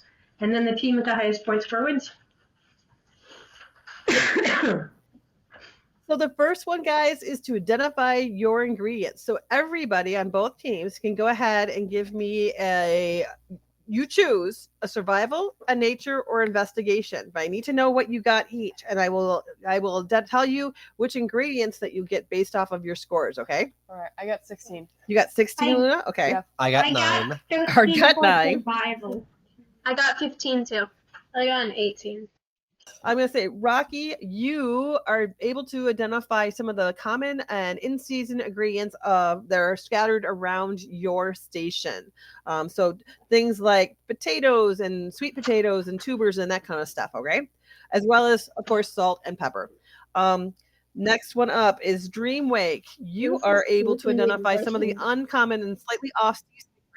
That would be some of the fruits and vegetables that maybe you wouldn't expect to be in bloom right now or available right now. Asker, you we're able to identify, let's say, one rare spice in your pile of stuff. Okay, Helps to be a that you plant, haven't huh? seen before, but you know. Yeah. Yep, it's a plant. Right. Ard, you I found a rock. found a rock. And yeah, you're not quite sure what a lot of those things in those bowls are, but you are able to identify the knives, the forks, the spoons, and pretty much anything that's used for killing. If I may, I was elected to lead, not to read. Okay, then.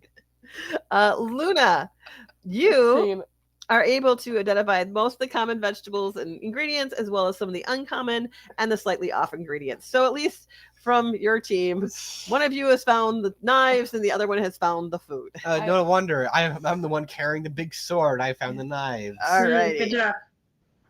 So from there, remember, as a team, you guys are supposed to be creating a dish. You know you have anemone and you know you have mosasaur. So from your team together, please go ahead and talk for a little bit and figure out what kind of dish you want to make.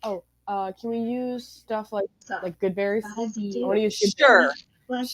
Do like mother, you know.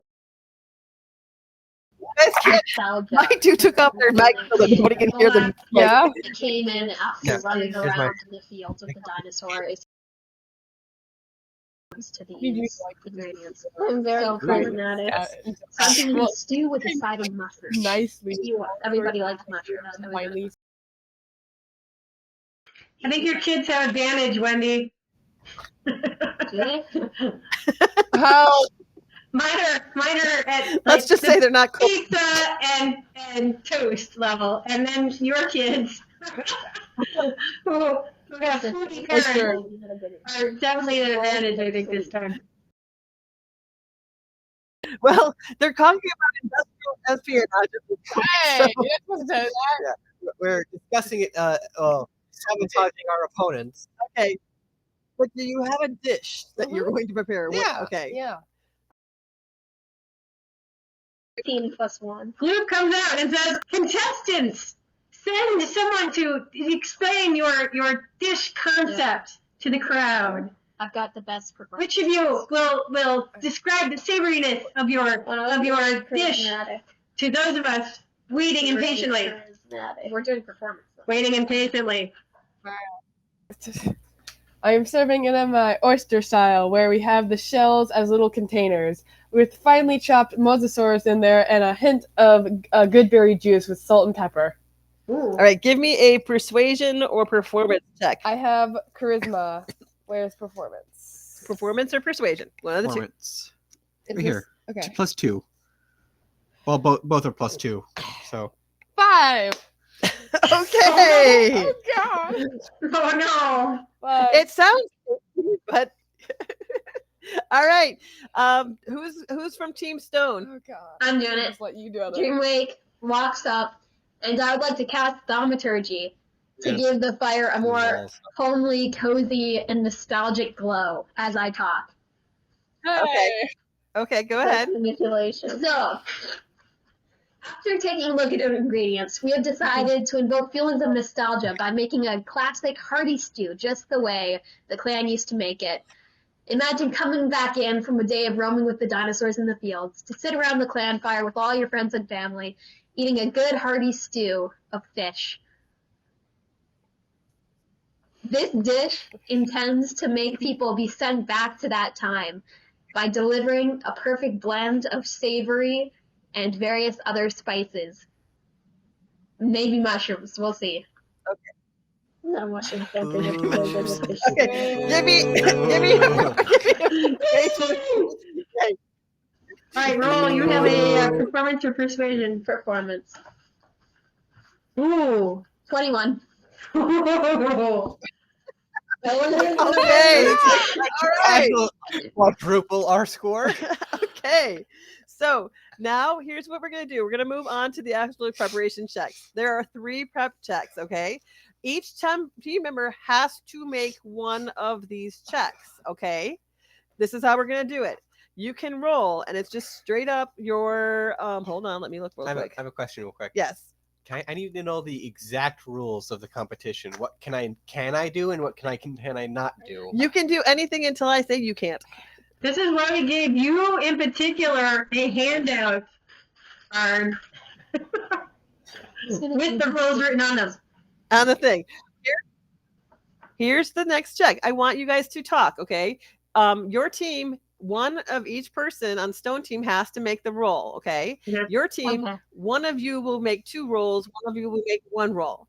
You have this. They are basic ability checks with just your ability modifier, okay? And you can choose which skills you want to use, but you have to choose 3 separate skills, okay? So if you choose, and you got to tell me what you're using, okay? Alright. So if you choose to use dexterity for making small, precise knife work, you can use strength to knead or tenderize the meat. You can use constitution for those long cooking times to slow cook something. You can use your intelligence for better knowledge of how to use your ingredients and spices. You can use wisdom for flavoring and taste, or you can use charisma for your plating and presentation. You guys tell me, you have to write it down, and then you tell me which checks you're using and who's doing it. Each one of you has to vote, okay? Rocky thinks that he's going to be making a strength check at the beginning for tenderizing the meat. Okay, so he's doing strength and he's tenderizing the meat. Yeah. All right. To like chop up it finely, and I can With axes. Maybe the back of the axe, side of the axe. With his axes? Okay. Maybe the war club. Ooh, war club. Okay, you're going to roll. Okay. Okay. Oh, nice. All right. 16. 16 total. 16. All right. I was wondering, Yes.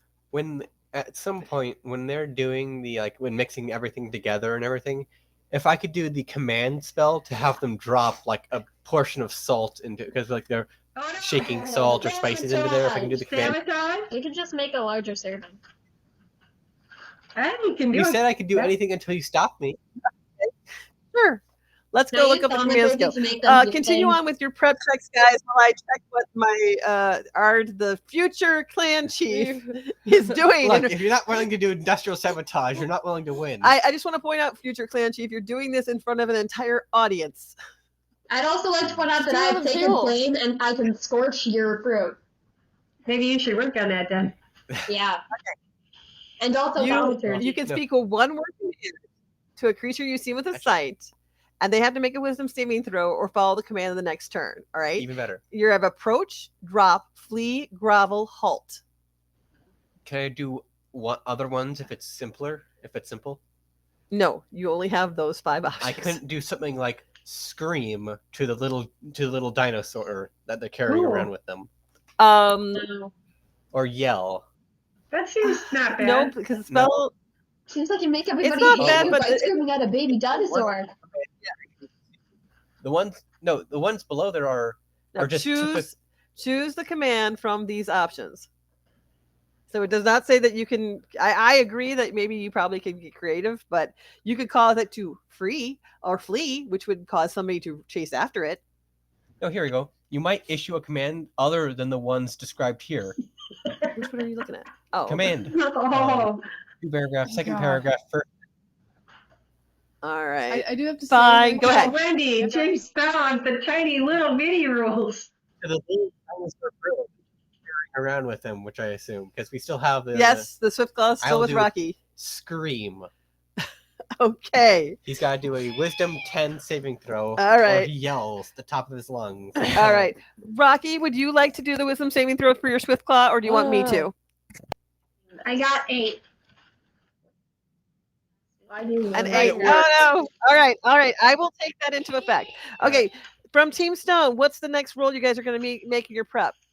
So, probably wisdom for flavor, balance, and taste, right? Okay. Okay. So. Okay. Wisdom to balance the flavor. 18. Nice. I gotta roll it. Ooh, 19. Okay. 19 plus that, and it was wisdom. All right. Yep. Okay. Go ahead. Asker, you are up. What are you going to do? I'm on charisma Yeah. for doing presentation. Which are you gonna roll? I'm doing charisma. Charisma. Okay. So For plating, I don't know. And presentation. she's gonna put some celery and See, soup doesn't take very long. You need the bay leaf and the bay leaf, yeah. all that stuff. All this stuff. Okay. Maybe she's like carving out the little crackers. The crackers on the side of the plate. The crackers. Maybe Yeah. she's carving a pretty bowls to serve them in. Ooh. Yeah. I'm carving it out my own flesh. Hey. Imbuing it with the spirit of deliciousness. Mm. You can use your berries to decorate it. Oh. I put my flesh, blood, and tears into this. Literally. Okay. So, roll. Go ahead and I have your description. Go ahead and give me your roll. 19 plus charisma? Yeah. That's a 15 plus 1 plus modifier of 3. 22? It might be. 22. I think that's it. 22. All The right. bowls are really pretty. There's a lot of blood, flesh, and tears in there. Flesh and tears are not supposed to be in your cooking. Okay. Dreamwake, Asker, and Rocky, as you are all working diligently on your part of your dish, suddenly, in the middle of your work time, the poor little Swiftclaw stands up from Rocky's shoulders and lets a horrifying shriek into the air, startling all three of you. Okay? That. And there's, Michelle, there's a modifier I put down for that. Okay? Because I'm doing the tallies over here. Yep. All right, now Ard and Luna, it is your turn. So Tell me does this which mean ones. in the rules for release in our DM notes I should add negative modifiers for sabotage. Yes, I actually had it. I figured it out. I got it. It's in there. Negative modifiers for sabotage. Yep. I had him roll and do some rolls, and I have a sabotage number for you. So we'll add that. Hey, but because Ard is busy sabotaging, that means Luna has to make 2 rules to his 1. Yep. Okay, that makes sense. He is mincing up All the guy's meat. Which is strength. With his strength. Okay, so Ard, give me your strength check. What are you using to mince up everything? Your sword. Probably the rock I found actually, right? Because Okay. those knives or whatever. There were it was. utensils. Are you using them? utensils. I found Okay. the You just utensils. do your Okay. sword. Yes, you Yeah. did. You did find the utensils. Okay. 13. 13. All right. Good. Now, Luna, which ones are you doing? All right, I am Probably- going to do cooking the oyster thing. Okay. Like the model thing. The anemone? And I put the other meat in it too. But which ones are you using though? What's yeah? I believe it'd be dexterity. I think for You're like good. trying to cook It's it. like Oh, you're making it- kind okay, of like a walk. Or Yeah, whatever, you're how you doing it keep- dexterity. Yeah. Okay. Go ahead. All right, come on. And you've got 15. okay. Hold on. In ingredients, you got that. So I'm just hold on a second. Plus 1 there. Okay, you got a 15. Yep, 15. And then I'm doing plating, which is charisma, and I'm using the good berry to put juices in it. Okay, so you're getting the good. Okay. Yep, I'm doing good berry, and I'm putting juices onto the stuff. Okay, got it. That is a 6. Yes. Her Okay. charisma is not very good. Hey, I did a alrighty. good job cooking it. All right. So, all right. So, and you're all working. Oh, I'm sorry. Dreamwake, you wanted to do sabotage. Please describe your sabotage and what you're doing. Okay, we decided that I'm not sabotaging them. I am. Okay, so I'm gonna send Javori, send my little invisible servant over to them to go sabotage them somehow. Gonna tell him go. The soap was a good idea. Gonna go and tell him please go over there and the oysters. Knock out a ton of salt into like the oysters and stuff, and preferably just accidentally knock salt all over the whole workstation. Make it look like an accident, unnoticed. He's invisible, right? Yeah, You're telling your unseen servant to make it look like an accident. Yeah, like maybe when one walks by, knock it over so it looks like they accidentally knocked into it and it goes all over all the food What and did we stuff. decide the intelligence of this unseen servant was, Wendy? I'm doing it unnoticed. Yeah. Like a 3? Okay. But I I'm want telling you exactly to what to do. so- Wait. just Sophie, nobody else. remember our rules about uncertainty and how complex an action you can ask it. I want Sophie to tell me exactly what she's telling the servant to do, because remember he did like 3 full starts last time and came back. Okay, please go over there Go and ahead. pour salt onto the oysters unnoticed. And on the fruit. The Okay. fruit and oysters. All right. I would notice something's not But we're salted. Okay. So, Not the fruit. Just Sophie, the oyster. give me a 1d4, please. Pour Sophie, an roll a 1d4. unholy amount of salt. He's gone. He's gone. He already left. A lot of salt. Lots and lots. Many Salt. Freaking rolled a d4. Okay. Where is that? Okay, Sophie, ask her, roll me a d4, please. Ooh, ouch, that's painful. She got a 1. What'd she get? 1. Okay. Yeah. Yeah. Okay. Apparently she All forgot right. the pepper. Oh yeah, it did need some pepper. All Yep. right. Mm. While I am tabulating scores for prep here, Michelle, do you want to take the next part? So, judging scores. So, when you guys are done preparing your plates, then the judges take their seats, and the teams are asked to present their finished dish and give a short description of it. Your dish gets a judging score equal to 1 point per judge approval for making a dish that's similar to the judges' culinary preferences. So, judges are the 4 master crafters from the adventure, and they each have specific culinary preferences. So, they did not really talk to the judges to figure these out so much. Were we supposed to? Although you could have, if you had thought of it. And so, we will instead do a little presentation for each. So, Master Gatherer Nala goes up and she talks about how she is a forager in the wildernesses, and she prepares things like wild berries and nuts, simple and nutritious mixes of wild berries and nuts with health benefits and natural flavors. She enjoys herb-infused stews.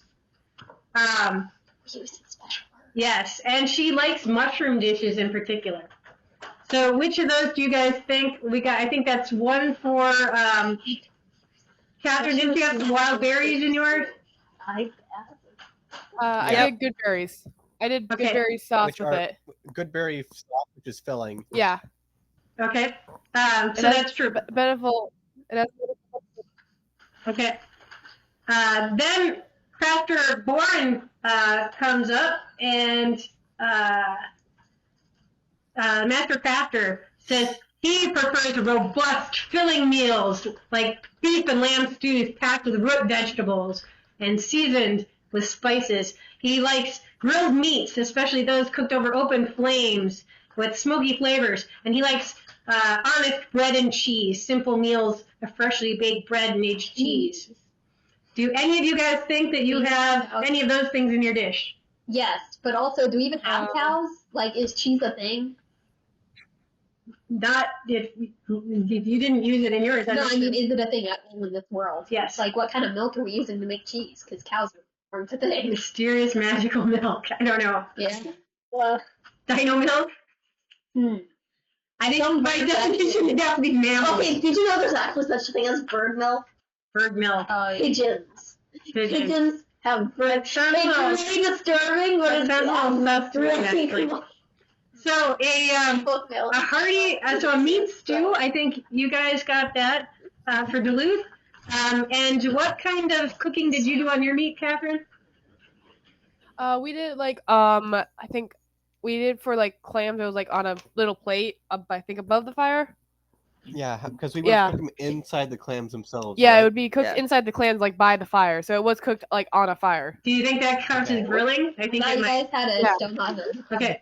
So normal grill. Master Fisher, Lena Quickfin says She loves dishes made from freshly caught fish, whether it's grilled, smoked, or made in fish stew. So I think you guys both get fish, yeah?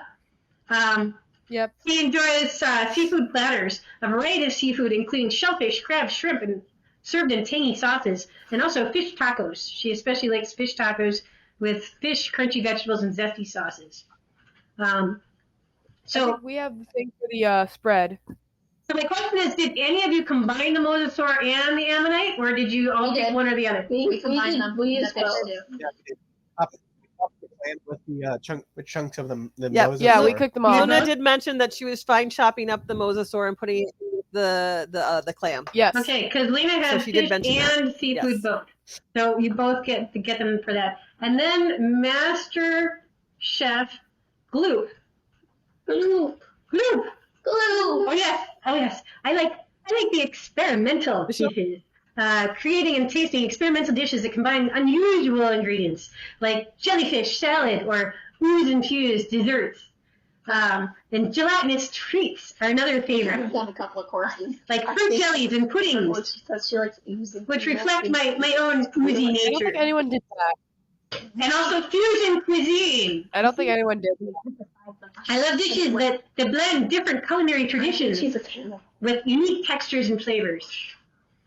Okay, did anybody do any experimental dishes, gelatinous things, or fusions?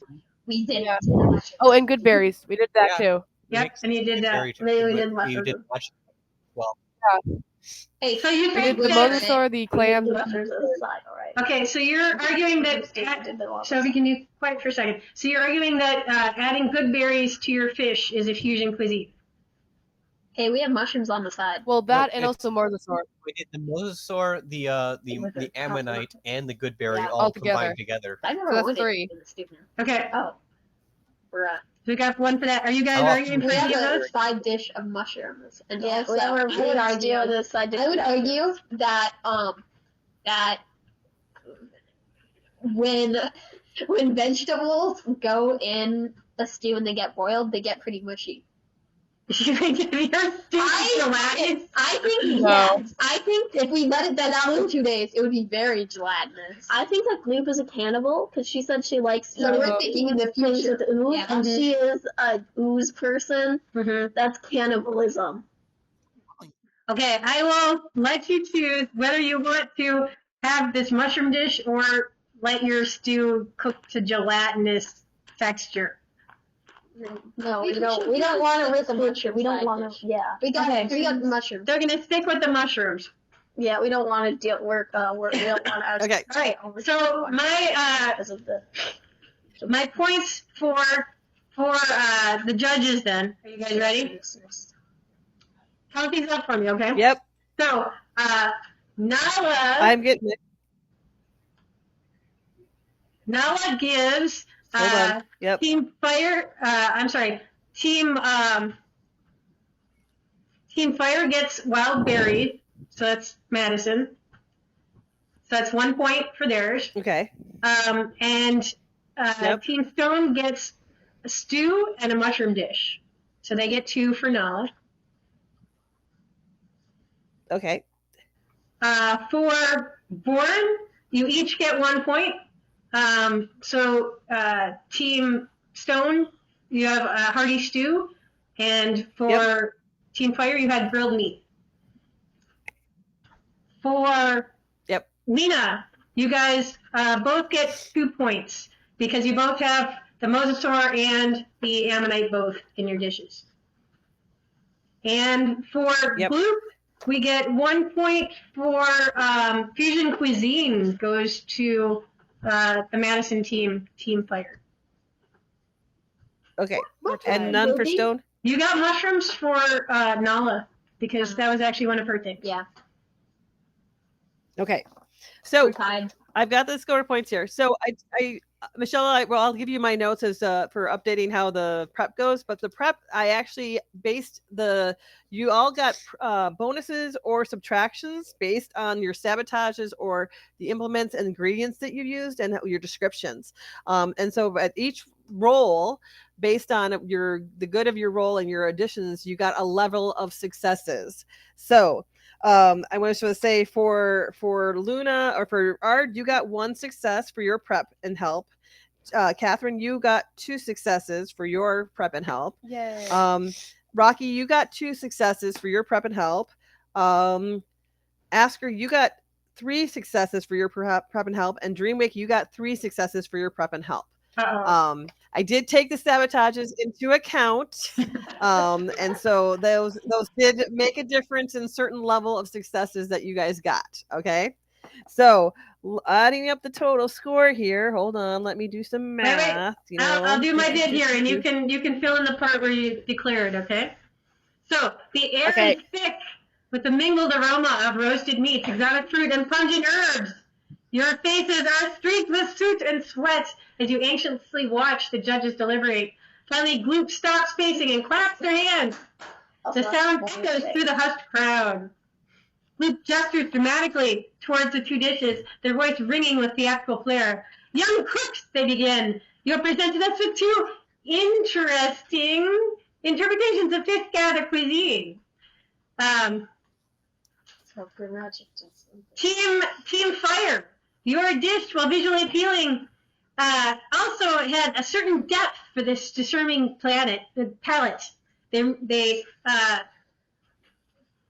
sniff delicately at your dish. Then they turn to the other team. Team Stone. Your dish, while perhaps less aesthetically pleasing, possessed a depth of flavor that speaks to the very heart of our ancestors. Hey, I got like a 22 for I got like a 22 for presentation and plating. Yeah. This stew is so And the little pretty bits were nice too. Robust aroma, earthy tones. Also the nostalgia, childhood nostalgia. That's right. Yes. So Luke throws her arms wide, beaming at the teams. Therefore, by the power invested in me as a master cook, a fish gatherer, I declare the winners of this epic cooking contest to be Team Stone. Team Stone. Yay! A cheer erupts from the crowd. Even the baby Swiftclaw seems to share in the excitement, nipping playfully at Rocky's heels. Bloop basks in the applause, gestures toward the pile of intricately carved wooden spoons. Your prizes, they announce, are coveted whispering wood spoons. Oh, nice. May they serve you well in all your future gastronomic endeavors. Yeah, I need horrible pain because I cut off part of myself in order to make that goal. Yeah. So I'm just like, nice. Can we eat the other team's food? My eyes are all. You want to eat the other team's food? Yeah, I want Yes. our food and the other team's food. No, I want to try their dish. I already had some of ours. Unfortunately, hey Dreamwake, as you try the other team's food, you notice that it's a bit salty. Yeah, I wonder why. It's a little over salted for some reason. Yeah, I wonder why. Even though you rolled a 1. Give a big high five to So, I guess. all right. Actually, All right. So that night, Here we go. kids, you proceed to enjoy a feast and festival with the villagers of Fishgather, and that night you are allowed to sleep in a nice houseboat. Oh my It rocks you gently to sleep as you are proudly showing off your new trial scars. Best yet, you are looking forward to going home tomorrow. Oh yay!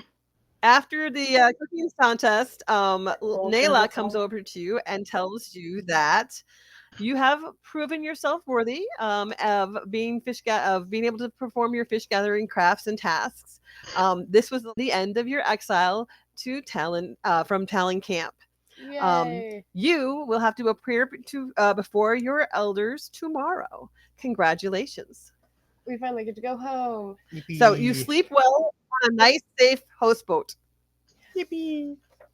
You know, it'd be horrible if something came and interrupted our finally being adult ceremony. You know, like You think something like coming out? like like a troll or something, an ogre. I don't know, something fun like that. Just like coming in. You think something like that? I'm sure that wouldn't happen. No. Okay, and that is the end of Session 6 of Planegea, School of Rocks. Thanks for joining us, and thanks to Gen Con TV for hosting us, and special thanks to Mythmaker Eric Klein and Nicholas Lucas for their input in this episode, and also the Planegea Discord for their support as well.